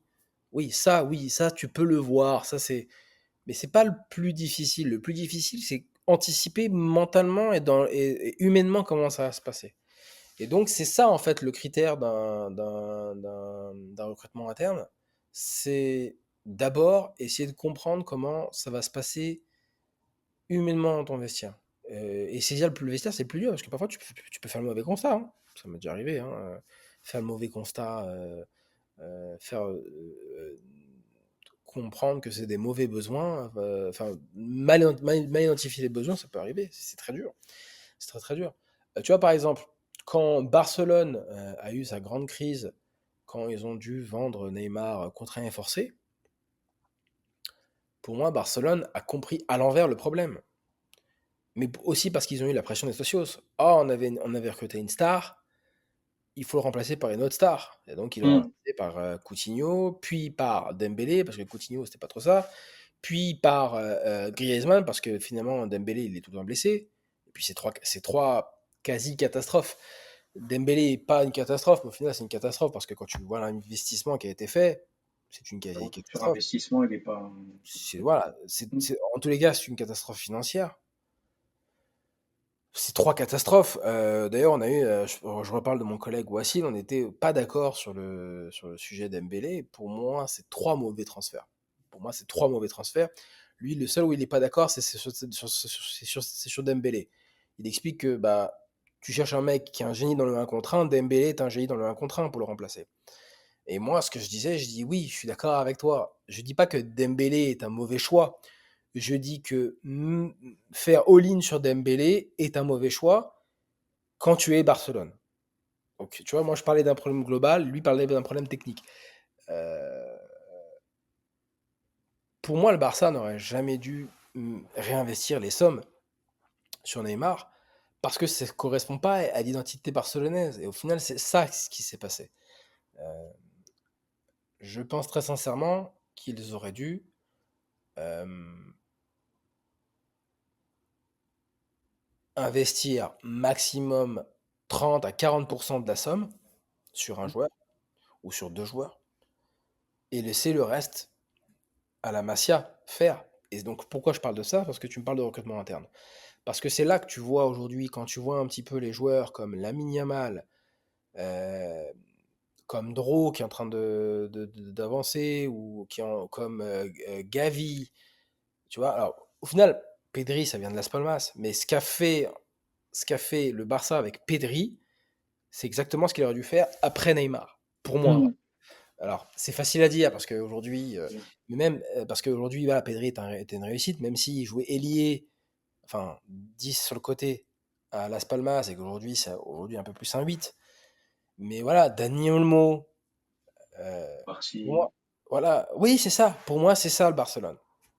Neymar est une exception. En fait, Neymar, en fait, c'est ça le problème, c'est qu'ils se sont dit, Neymar, ça a marché, donc on doit refaire Neymar. Mais non, Neymar, c'est une exception de ton modèle. Donc pour moi, c'est ça le problème. C'est d'avoir voulu réinvestir quasiment toute la somme sur la même exception. Non, recrée-la l'exception. T'as acheté Neymar pour officiellement 58 millions, officieusement presque 98, je crois. Eh ben, fixe-toi ce cap-là. Si tu dois Hmm. recruter de manière externe là, c'est que ça qui a marché. C'est pas les 140 millions que tu as dépensé pour Coutinho. C'est pas. Voilà. Donc, pourquoi je te parle de tout ça?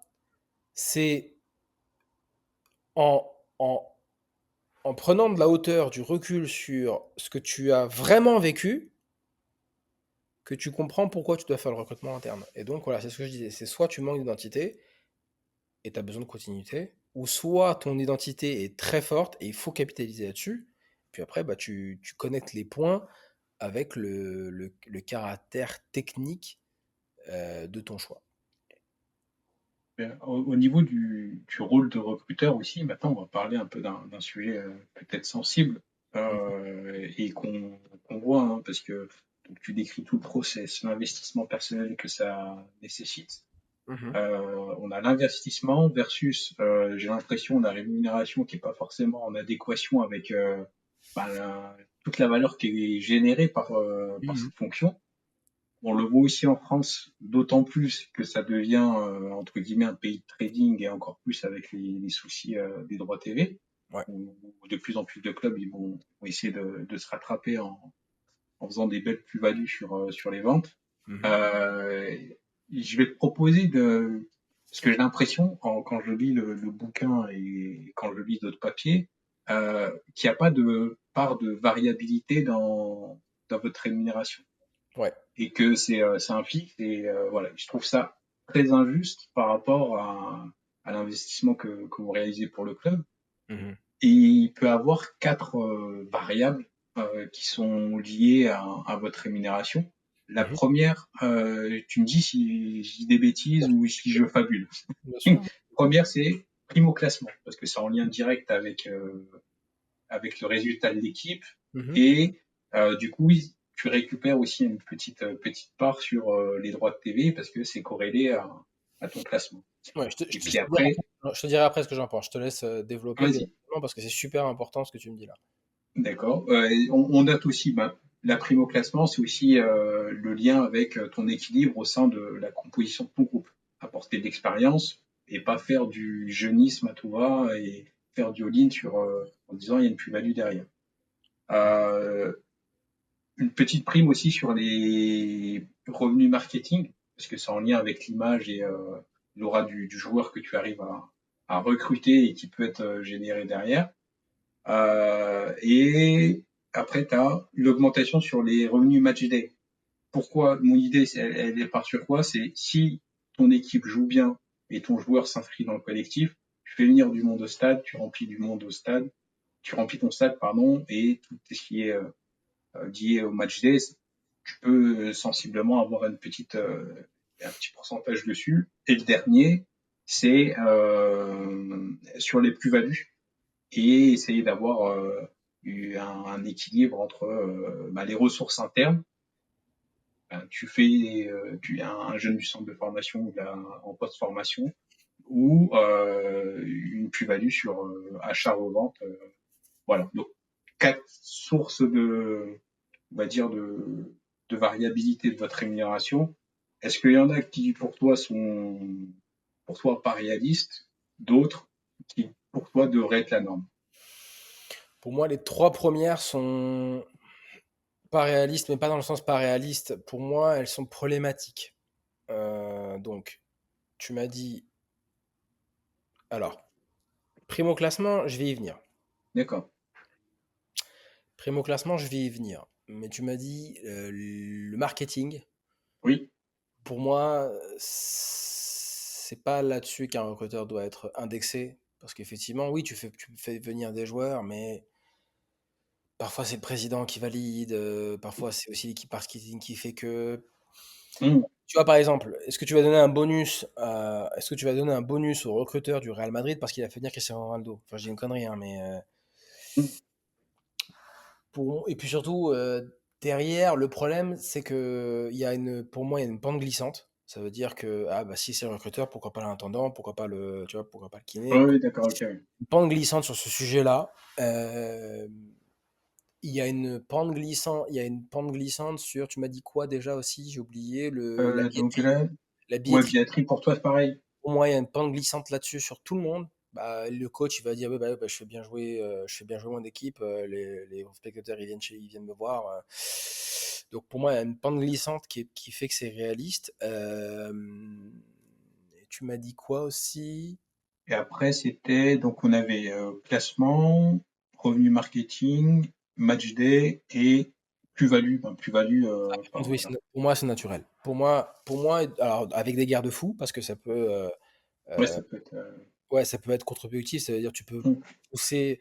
C'est-à-dire que pour moi, il doit y avoir un cap sur le nombre de transferts. C'est-à-dire voilà, il faut qu'il y ait un pourcentage sur la plus-value globale pour moi, sur un nombre de transferts déterminé.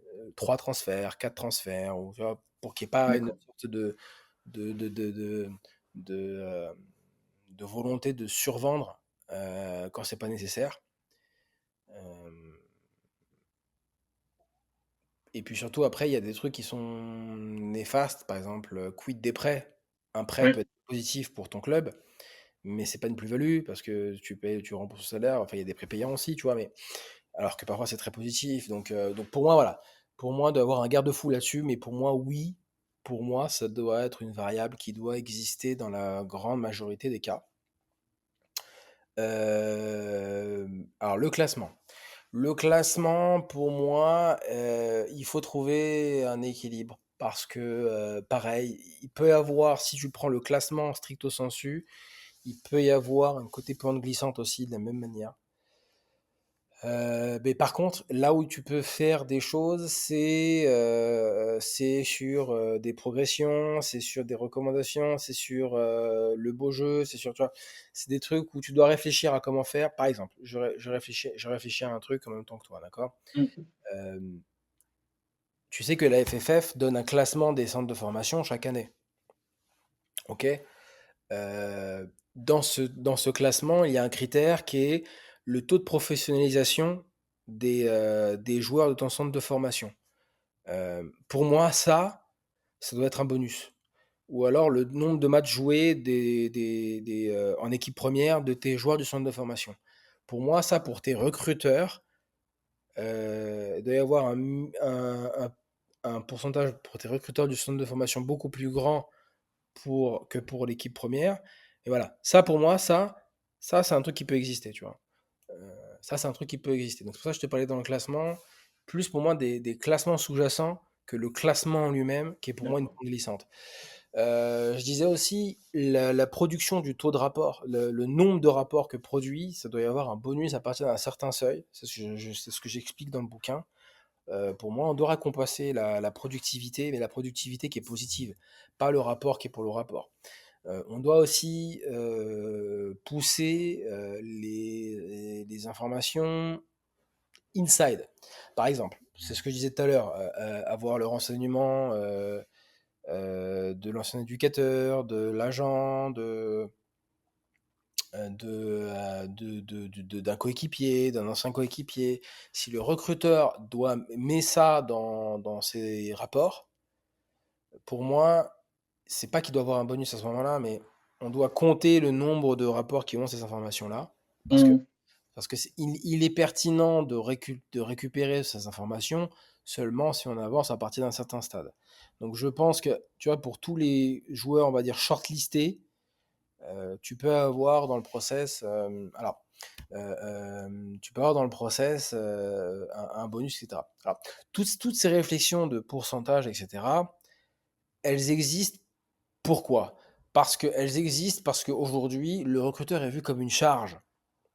Et ce qu'on essaie de faire ensemble, là, toi et moi, Rafik, en réfléchissant, c'est d'essayer de faire comprendre que non, le recruteur est une plus-value sur ce qu'il permet de créer comme dans le système actuel, des transferts et des salaires, etc., est une plus-value nette sur ce qu'il produit pour un club. On peut dire ce qu'on veut, mais un recruteur qui, par exemple, arrive pour un joueur, ça m'est arrivé très récemment, donc je suis très, très, très bien passé pour en parler. C'est bien de parler avec un agent commissionné qui connaît parfaitement le président d'en face et qui connaît son interlocuteur. Mais parfois, le recruteur, il va avoir des informations plus désintéressées, qui vont te faire gagner 200, 300, 400 000 euros sur un deal à 2 millions d'euros. Enfin, je dis des bêtises, hein, parce que Mm. là-dessus, par contre, c'est pas. Oui, c'est pas. Mais c'est juste pour Je parle pas d'un imager exemple, les propos. Ouais. mais j'imagine des proportions, d'accord, ok? Mais je disais, je l'ai vécu très récemment parce que j'ai vécu, entre guillemets, la captation d'informations des intéressés par rapport au recoupage d'une information que quelqu'un de plus intéressé nous parlait au club, tu vois, donc, enfin, a parlé à André, Zanota. Donc, pourquoi je te parle de ça? Pourquoi je te parle de ça? Parce que me dis pas que là, l'exemple fictif que je viens de trouver, me dis pas que c'est pas une plus-value, ça.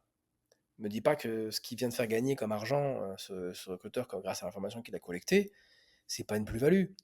Encore, moi, je te parle même pas de ça. Je te parle du fait que, par exemple, un recruteur à qualité égale, à salaire égal, est capable de discerner un joueur plus efficient pour le club. Donc ça veut dire que si on va dire, allez, je sais pas, on va donner des noms génériques, d'accord?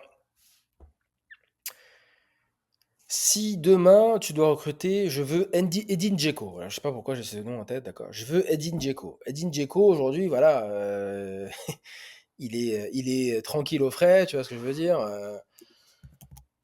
Edin Dzeko, tu peux pas le recruter, il coûte trop cher. Il est international bosnien, il a toute son expérience, tu vois, il est aujourd'hui à la Fio, si je dis pas de bêtises. Donc voilà, à la Fiorentina, il a un gros salaire. Bon, ouais, il a 39 balais, tu vois. Je veux Edin Dzeko. Bon, tu veux recruter Edin Dzeko. Si t'as pas de recruteur, tu vas forcément aller vers un profil qui va gagner le même salaire qu'un Edin Dzeko à la Fio, tu vois.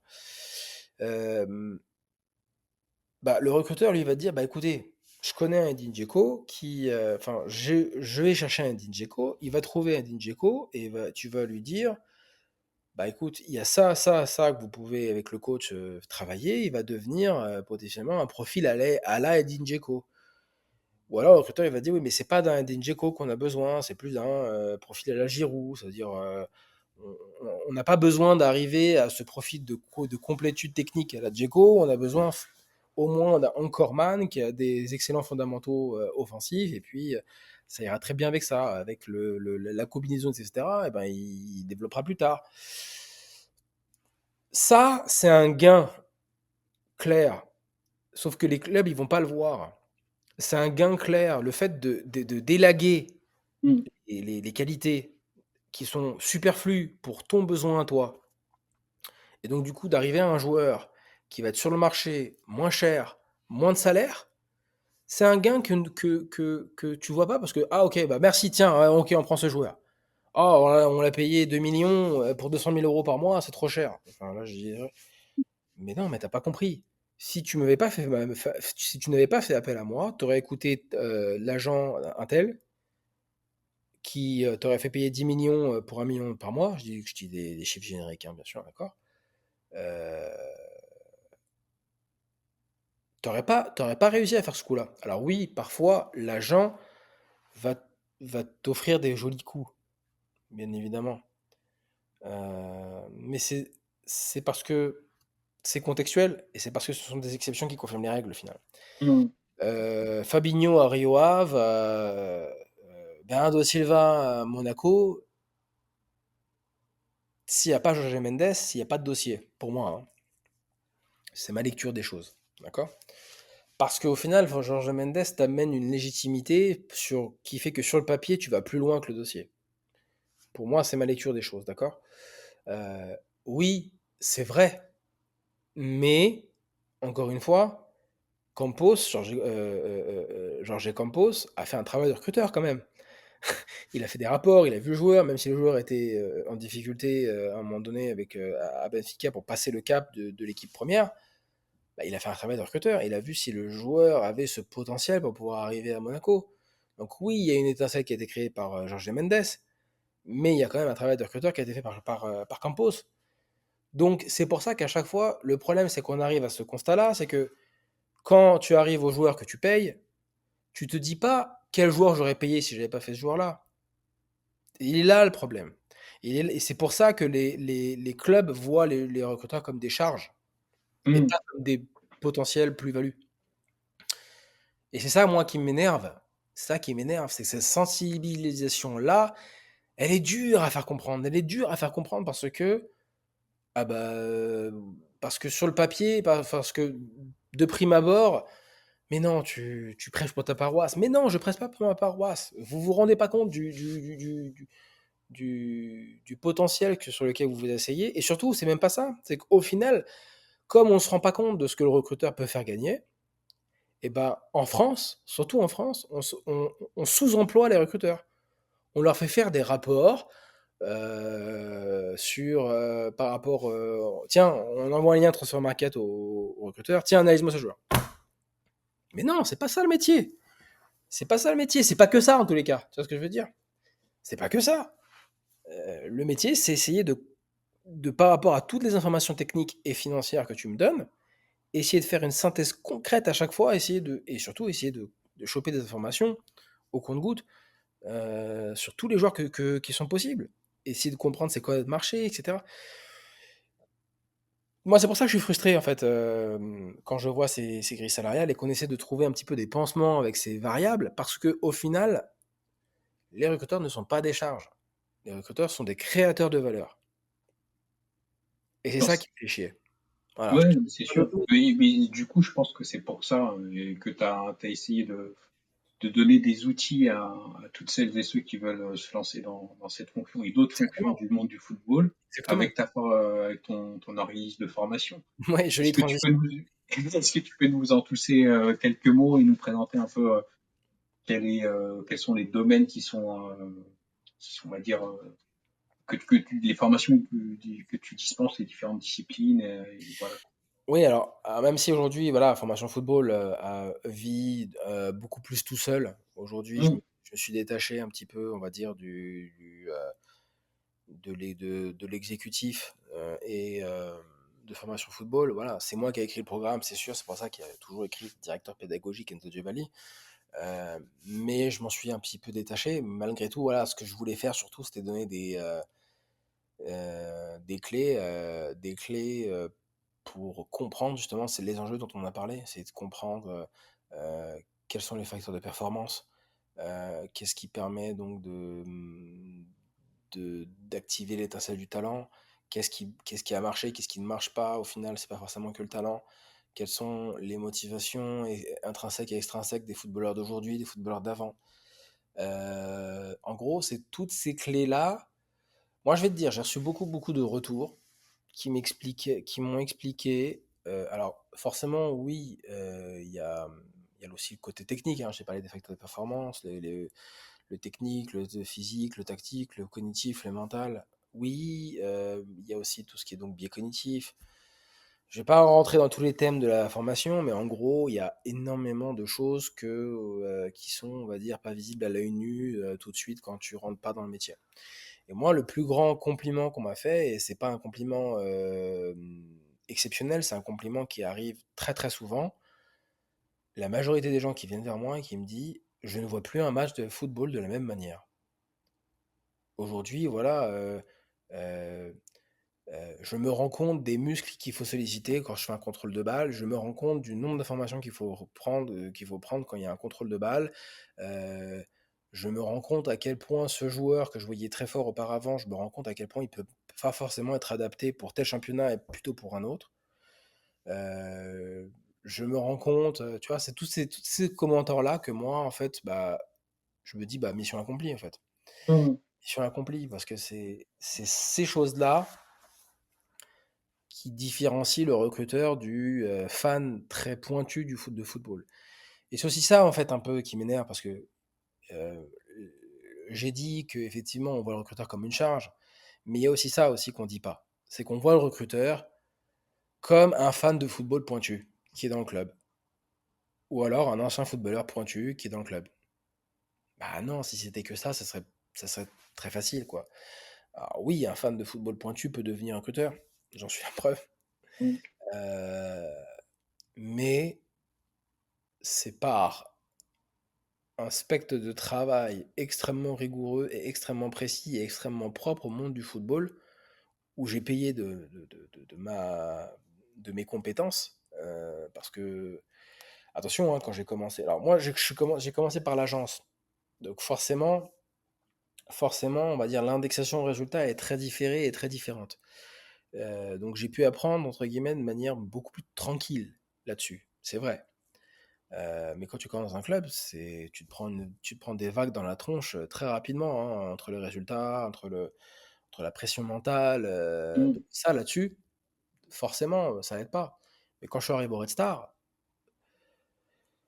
je revois le Enzo du Red Star, je vois le Enzo d'aujourd'hui, c'est pas le même. J'ai appris énormément de choses au Red Star et franchement, le Enzo du Red Star, il y a des moments où parfois je regrette sa candeur. Mais aussi, il y a des fois où je lui mettrais une grande tarte dans la gueule, tu vois.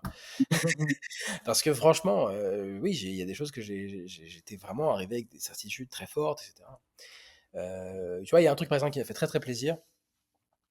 Euh, j'ai fait une conférence avec Kevin Nieto, qui est éducateur à Boulogne-Billancourt. Il m'a amené pour faire une conférence de recruteurs à la CBB, donc, au club de la CBB.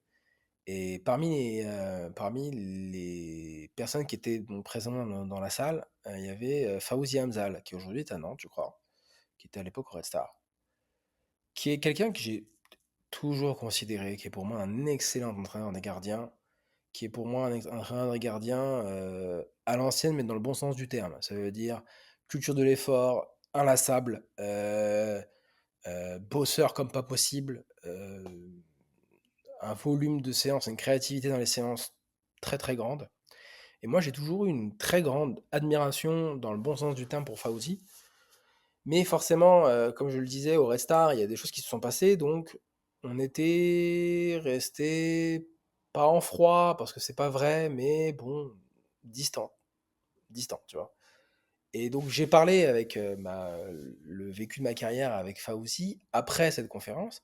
Et il m'a dit, tu sais Enzo, tu connais notre relation, je vais pas rentrer dans les détails parce que tu connais notre relation, bah t'as changé, je trouve.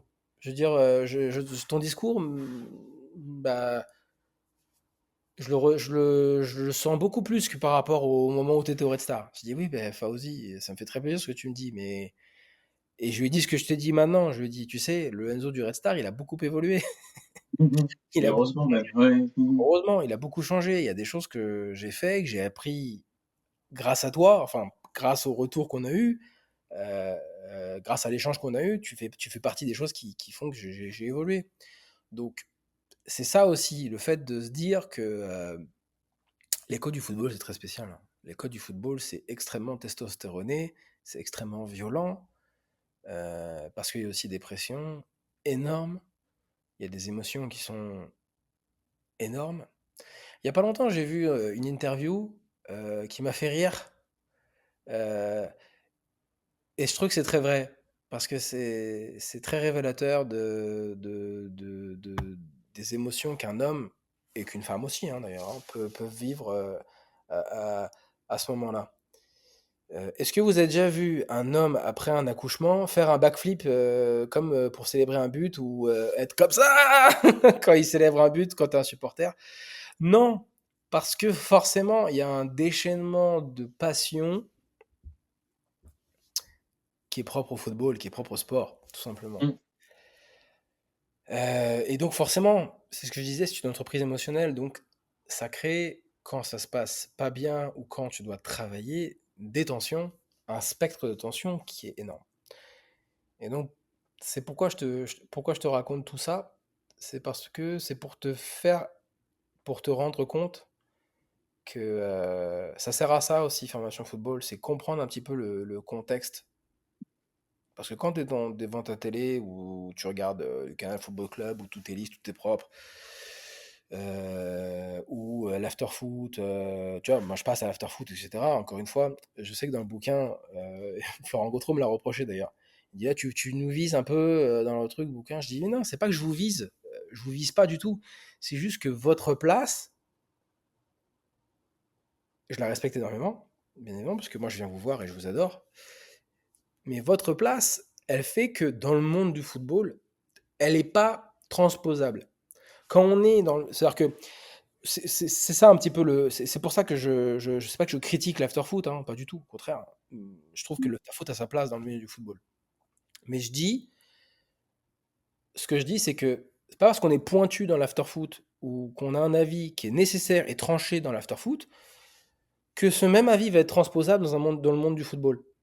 C'est pas parce qu'on est pointu dans l'after-foot ou qu'on a la manière d'élaborer un point de vue dans l'after-foot ou dans une autre émission que cet avis-là, il est transposable dans le monde du football.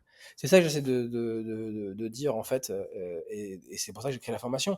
C'est pour ça que j'ai créé ce programme. C'est parce que voilà, les vérités du monde du football avec ses codes sont pas du tout transposables à ce que les médias nous expliquent. Et même le traitement médiatique en général, ou même le traitement analytique en général, fait que c'est pas transposable. C'est tout. Donc c'est pas une critique fondamentale, hein. Mm. C'est juste dire c'est pas le même métier.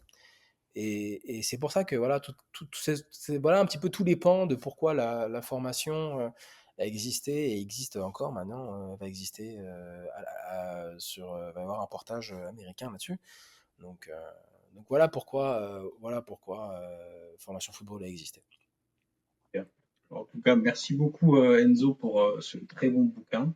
Hop. Merci. Et c'est voilà, c'est un des livres qui m'a le plus marqué ces Ah bah, merci beaucoup. dernières années, parce qu'en termes de lecture, j'en bouffe pas mal. Et Merci. en termes de rigueur et facilité aussi, tu arrives à vulgariser des concepts qui sont de prime abord assez, on va dire, inaccessibles. Et toi, tu arrives à les vulgariser et ça permet d'avoir une vision qui est tout autre et tu mets en valeur une profession qui est vraiment très très importante et pas assez mise en valeur justement dans l'écosystème du football. Donc merci pour tout ça et je Merci à conseille toi. fortement à toutes et tous de dévorer ce bouquin, même s'il est épais.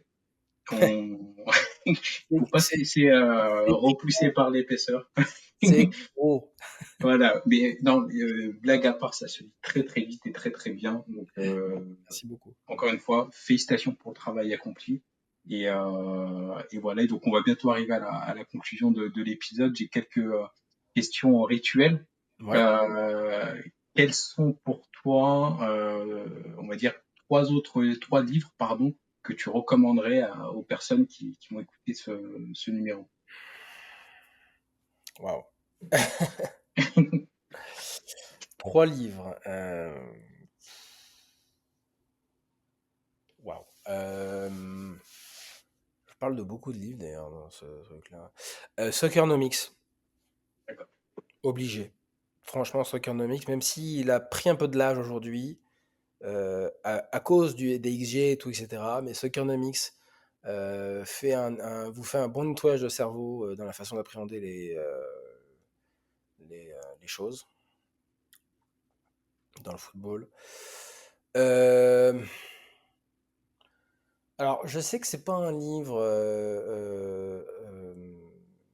mais l'important c'est les 3 points de Fabrice Boquet. J'aime bien parce qu'aujourd'hui, comme Fabrice Boquet est dans un poste exécutif, il le raconte un peu comme une entreprise. Donc et puis lui, en plus, c'est un ancien de McKinsey, donc Mm. il a cet esprit de synthèse qui est intéressant dans le bouquin. C'est un livre un peu technique, mais j'aime bien l'approche un peu rationnelle qu'il a amené du bouquin, donc pourquoi pas, tu vois, pourquoi pas. Euh, c'est un peu mon joker. Euh, lequel ensuite Euh,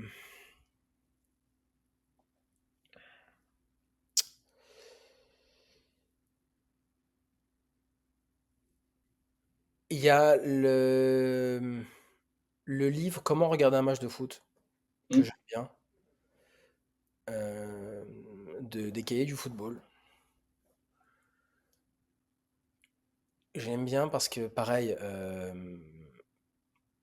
ce que j'aime bien dans ce bouquin, c'est que il met en exergue ce que je disais tout à l'heure. Il met en exergue le fait que voir un match quand on doit recruter ou décider ou quand on est aux responsabilités ou quand on doit coacher, c'est très différent de quand on est fan de football, tout aussi pointu qu'on est. C'est pas la même. Et même moi, je l'ai ressenti quand j'ai eu cette petite période de latence entre Versailles et Dallas. Je l'ai ressenti, le fait de voir les matchs sans club, c'est dur. C'est très dur. C'est dur parce que c'est une impression de vide en fait qui Mm. donne le vertige. Et donc ça devient addictif. Donc voilà, donc ça là-dessus, c'est pour ça que ce livre est très important. Comment regarder un match de foot. Il faut que je revoie un peu un truc. Comment il s'appelle? Yeah. Il y a un livre de Jonathan Harding qui s'appelle Mensch, Beyond the Cones. Alors c'est en anglais, mais j'ai beaucoup aimé ce bouquin. Un livre très sous-coté, qui en fait revient un peu aux origines, il revient un peu aux origines du succès du football allemand à la Coupe du Monde. Donc on parle de la dernière Coupe du Monde, hein, on parle, enfin de la dernière Coupe du Monde remportée, hein, on parle donc, de la Coupe du Monde 2014. Oui, c'est ça, hein. Ouais, c'est ça. Ouais, ouais, Brésil. pardon, j'ai un petit. La Coupe du Monde 2014. Et ce que j'aime bien en fait, c'est, tu vois, ça revient un petit peu aux sources, bah, du gegenpressing, tu vois, de, de comment on en est arrivé là. T'as Ralph Rangnick qui parle dedans. Comment Valérie Lobanovsky a en fait, donc du Dynamo Kiev, a en fait théorisé le gegenpressing sans le savoir. Tu vois ce que je veux dire? Tous ces trucs-là, je trouve que c'était un livre très intéressant parce que j'aime bien ce côté enquête approfondie de dénouer la recette d'un succès et la recette d'un style de jeu, tu vois, c'est extrêmement intéressant. Extrêmement intéressant. Du coup, The Goldmine Effect, dans le même esprit de dénouer des recettes du succès, est très intéressant, donc de Rasmus Ankersen, je crois, hein. Attends, je vérifie. Goldmine Effect. The Cracks, The Secret of the Higher Performance. Ouais, donc c'est bien Rasmus Ankersen, ouais. Ouais, c'est ça. Bah, c'est intéressant parce que lui, tu vois, justement, en fait, il a été dans tous les pôles de grands succès. C'est-à-dire, il s'est entraîné avec les Kenyans pour savoir pourquoi ils étaient bons dans le fond, dans la course de fond, tu vois. En gros, tous ces trucs d'élite qui, tu sais, aujourd'hui, on s'est habitué à ça, à se dire, ah bah oui, c'est normal, c'est l'élite, les Mm. Kenyans. Ah bah oui, les Kenyans, ils remportent les marathons. Ah bah oui, les Éthiopiens, ils sont bons dans le 5000 mètres. Oui, mais pourquoi? Pourquoi chaque année, il y en a un nouveau? Tu vois ce que je veux dire? J'ai trouvé ça intéressant, en fait, de se rendre compte, d'essayer de rentrer dans le côté mine d'or, un petit peu, genre mine de diamants récurrente. Et pourquoi euh, ces gars-là, en fait, ont une récurrence dans les performances, tu vois. Moi, je trouve ça dans les très hautes performances. Parce qu'au final, ça appartient plus au hasard, tu vois. Mm. Donc voilà. Bon, après Moneyball.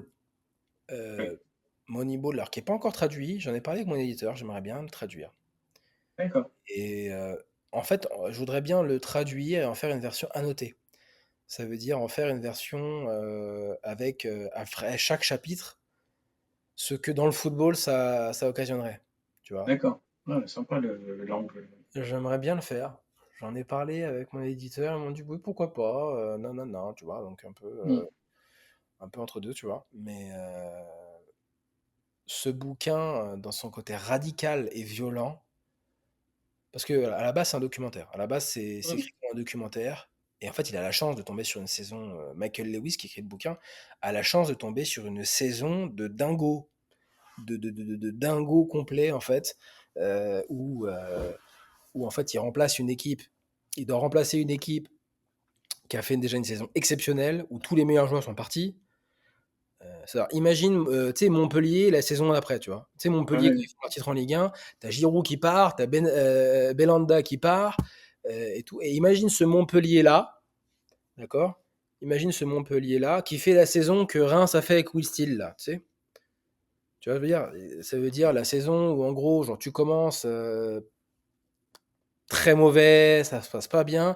Et puis tout d'un coup, tu as une série de je sais pas combien de matchs sans défaite, de 19 matchs. Alors eux, c'est des victoires, hein, en l'occurrence, que au baseball, t'as pas de match nul. Tu vois, imagine ce scénario-là, là, quoi. C'est un truc de fou, quoi.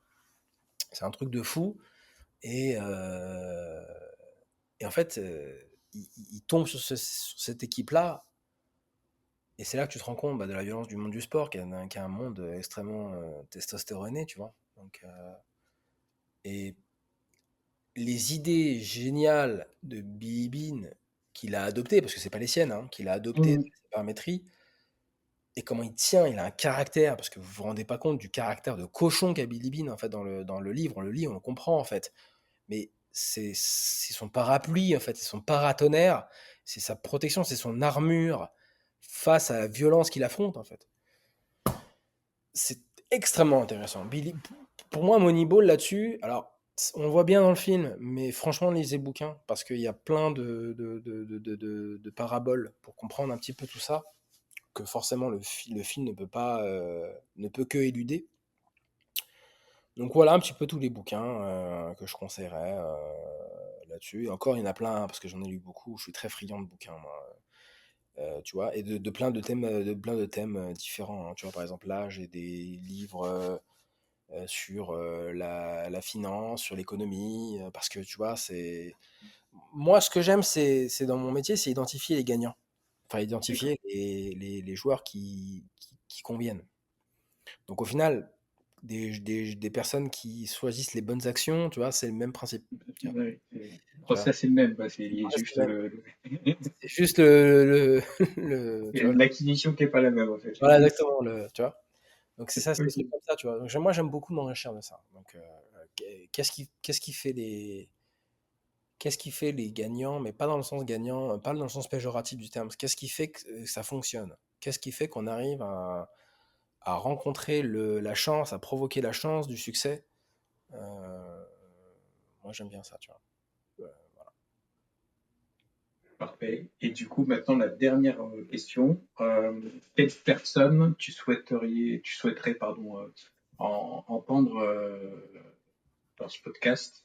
Un écrivain. Un écrivain ou un... Ah, un écrivain. Ah. Ou après, on a un autre format qui est hors série. Mhm. Et c'est des personnes, c'est des journalistes, des chroniqueurs, des personnes du monde du sport qui viennent et qui partagent leur rapport à la lecture. Ouais. Euh, Je sais que Pierre Sage a écrit un bouquin, hein. Pierre Pierre Sage, Sage? Pierre Sage, il me semblait qu'il avait écrit un bouquin. Non, je sais plus. Ça me, Après, ça me- j'ai tellement lu j'ai tellement lu des, on va dire des Je séances. sais qu'il était très friand de littérature, mais Ouais, ouais, ouais. il a écrit Non, de ah oui, bouquins. parce que j'ai tellement lu de littérature sur Pierre et tu sais, de séances qu'il avait partagées sur Vestiaire et tout, etc., que j'ai toujours l'impression qu'il a écrit un bouquin, mais non, en fait, il a pas écrit de Ouais, bouquin. il a écrit pour Vestiaire, mais pas. Ouais, mais Pierre, moi, j'avais eu cette discussion avec Jamal Aliwi, qui est aujourd'hui son adjoint, qui était l'adjoint de Chris quand j'étais à Versailles. Et tu vois, à un moment donné, je disais à Jamal, on était un peu, comment te dire, euh, en anglais on dit lost in translation, c'est-à-dire on s'est un peu mal compris par rapport à ça, tu vois. Et je lui dis, il y a un truc qui m'agace avec, parce que tu sais, il me dit, ah, tu connais Pierre Sage? Je dis, bah, bien sûr, je connais Pierre Sage, je suis très admiratif de son travail. Mais il y a un truc qui m'agace avec Pierre Sage, c'est que tout le monde le cite et excuse-moi de l'expression, hein, mais se branle intellectuellement sur lui, alors qu'ils l'écoutent même pas, ils savent même pas de quoi il parle, alors que ils disent que c'est un génie, mais ils comprennent même pas pourquoi c'est un génie. Moi, ça m'énerve au plus haut point. Il me dit non, non, non, mais Enzo, tu te trompes, c'est un génie. Je dis non, mais t'as pas compris, Non, non, mais t'as pas compris, c'est- Jamal. Je pense que vraiment c'est quelqu'un de extrêmement doué, mais je trouve qu'il y a une frange de la population, on va dire, des fans pointus de football, qui l'érigent un peu comme un totem, un peu comme des hipsters boivent du maté, quoi. Tu vois ce que je veux dire? Et ça, j'ai horreur de ça, comme un effet de mode. Alors que moi, j'aimerais qu'il juste, il se pose 2 secondes, écoute le fond, et se dit, non, non, non, vous vous rendez pas compte qu'on a de la chance d'avoir un mec comme ça. C'est dans ce sens-là que je le dis. Tu vois ce que je veux dire? Hum, Je dis juste, posez-vous 2 minutes à comprendre le fond de Pierre Sage au lieu de l'ériger comme un symbole. Juste, désacralisez-le, écoutez-le, c'est tout ce que je vous demande. Ayez juste profité du moment qu'on hum, est là, et c'est tout ce que je demande. Je dis non, mais t'as raison, mais Jamal, je pense que c'est un génie, t'as pas compris, hein. ouais, Tu vois. Mais et donc je dis non, non, tu sais, franchement, c'est un top mec et tout. Je dis, tu sais, il a l'air en tous les cas, etc. Ça fait longtemps que je vais pas parler d'ailleurs à Jamal. Jamal, personnalité unique dans le milieu. Vraiment. Vraiment personnalité unique. J'aimerais beaucoup revoir Jamal. Parfois, il me manque. Sa fougue, elle me manque parfois. Ici, c'est très différent. Mais ouais, ouais.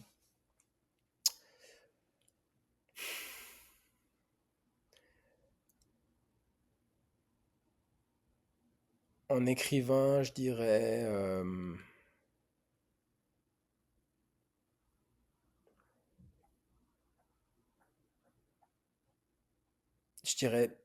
Simon Cooper. celui qui a écrit donc Soccernomics. D'accord. Parce que justement, alors je sais pas si c'est possible, hein. Je sais pas si c'est possible pour toi, Simon Cooper et Stefan Szymanski donc. Euh, Parce que je trouve que tu vois, ils ont publié Soccernomics, c'était en 2009. Moi, c'est ce bouquin justement qui m'a sur la lancée. Moi, voilà. Alors, j'ai dit qu'effectivement, Moneyball a changé ma vie, mais Soccernomics a permis d'affiner le trait. Tu vois ce que je veux dire? Mhm. Soccernomics, c'est ce qui m'a permis de me dire, ok, j'avais l'idée d'aller dans ce sens-là. Maintenant, je vais dans ce sens-là. Tu vois ce que je veux dire? Parce que ça a tellement changé depuis ce qu'il a montré dans le bouquin. Bah, j'aimerais bien en fait qu'ils me disent, bah écoute, maintenant que tu as changé un peu le monde du foot dans son analyse de son évolution, qu'est-ce qu'il faut faire maintenant pour changer le foot? Tu vois ce que je veux dire? C'est un peu cet angle-là d'interview que j'aimerais bien avoir avec lui, tu vois, que j'aimerais bien voir de sa part. Et je trouve on l'a pas trop vu, tu vois. Quand je tape Simon Cooper sur Internet, ben aujourd'hui, tu vois, il est plus trop revenu sur le côté un petit peu football et tout, etc. Parce que lui, tu vois, c'est un peu comme Michael Lewis, tu vois. Lui, c'est un écrivain qui a fait des trucs sur la finance, tu vois, Mhm. des trucs sur Paris. Il a écrit un livre sur Paris qui est extrêmement intéressant, tu vois, la ville impossible, Paris, la ville impossible. Euh, mais je sais pas s'il parle français, parce que je crois qu'il a été naturalisé français, donc c'est peut-être pas si inatteignable que ça, tu vois. Ok, Mais d'accord. ouais, vraiment, vraiment, pour moi, Simon Cooper, dans l'angle, en fait, de Soccernomics 15 ans après, non, attends, combien? 2009? 2025? C'est Attends, combien 16, quoi. ça fait 16 ans, ouais. Ouais, tu vois, Mhm. Soccernomics 15 ans après, à l'aube des données métriques et des XG qui sont démocratisés, quel est le prochain quel est le prochain Soccernomics, quoi? Ouais, ouais, c'est ça, oui. Encore la décennie qui arrive, qu'est-ce qu'il y a un Ouais, nouveau Big Bang, un truc comme ça, quoi. ouais, exactement. Alors surtout il avait fait une réédition en 2017, je crois, ou 2018, je sais plus. Donc faudrait que je vérifie. Mais tu vois, maintenant qu'on est en 2025 et qu'on a vécu un mercato extrêmement cher, Mhm. j'aimerais bien avoir son avis un petit peu in extenso comme ça du monde du monde du football, tu vois. Surtout qu'en plus, lui, il a ce côté financier qui est extrêmement intéressant et qui a un rapport avec sa thématique, tu vois. Donc, ouais, ouais, franchement, voilà. Mais sinon, au monde du football, dans les personnalités du football, si quelqu'un peut interviewer Wassil Bellala, mon ancien collègue à Reims, ce serait extraordinaire parce que lui, tu vois, lui, c'est une tronche. Et lui, pour moi, c'est le meilleur recruteur de France. Voilà. Il nous fait une passe D, Enzo? Je peux essayer, bien sûr. Bien sûr. Ouais, bah vas-y, tu nous fais la passe D, puis on va essayer de gérer le 20 contre 1. Bien sûr. Ah bah non, avec plaisir. Avec plaisir. Ok, Avec plaisir. super, bah, parfait. En tout cas, encore un grand merci. Le premier merci, c'est pour le bouquin. Encore une fois, il faut se le procurer. C'est gentil. Et pour le temps aussi que tu nous as accordé. On a eu Avec plaisir. un échange au long cours, très enrichissant. Et Merci. comme le bouquin, tu nous as apporté plein de choses concrètes. Donc, on te souhaite de très belles choses dans le Texas. Merci, c'est Et gentil. puis, et puis voilà, on va suivre un peu les résultats du FC Dallas. C'est gentil. Bah, Voilà, j'espère qu'on se qualifiera pour les playoffs. Ouais, tout à fait. Merci. super. Bon courage et merci encore une fois. Bah, merci à toi, Rafik. J'espère à bientôt.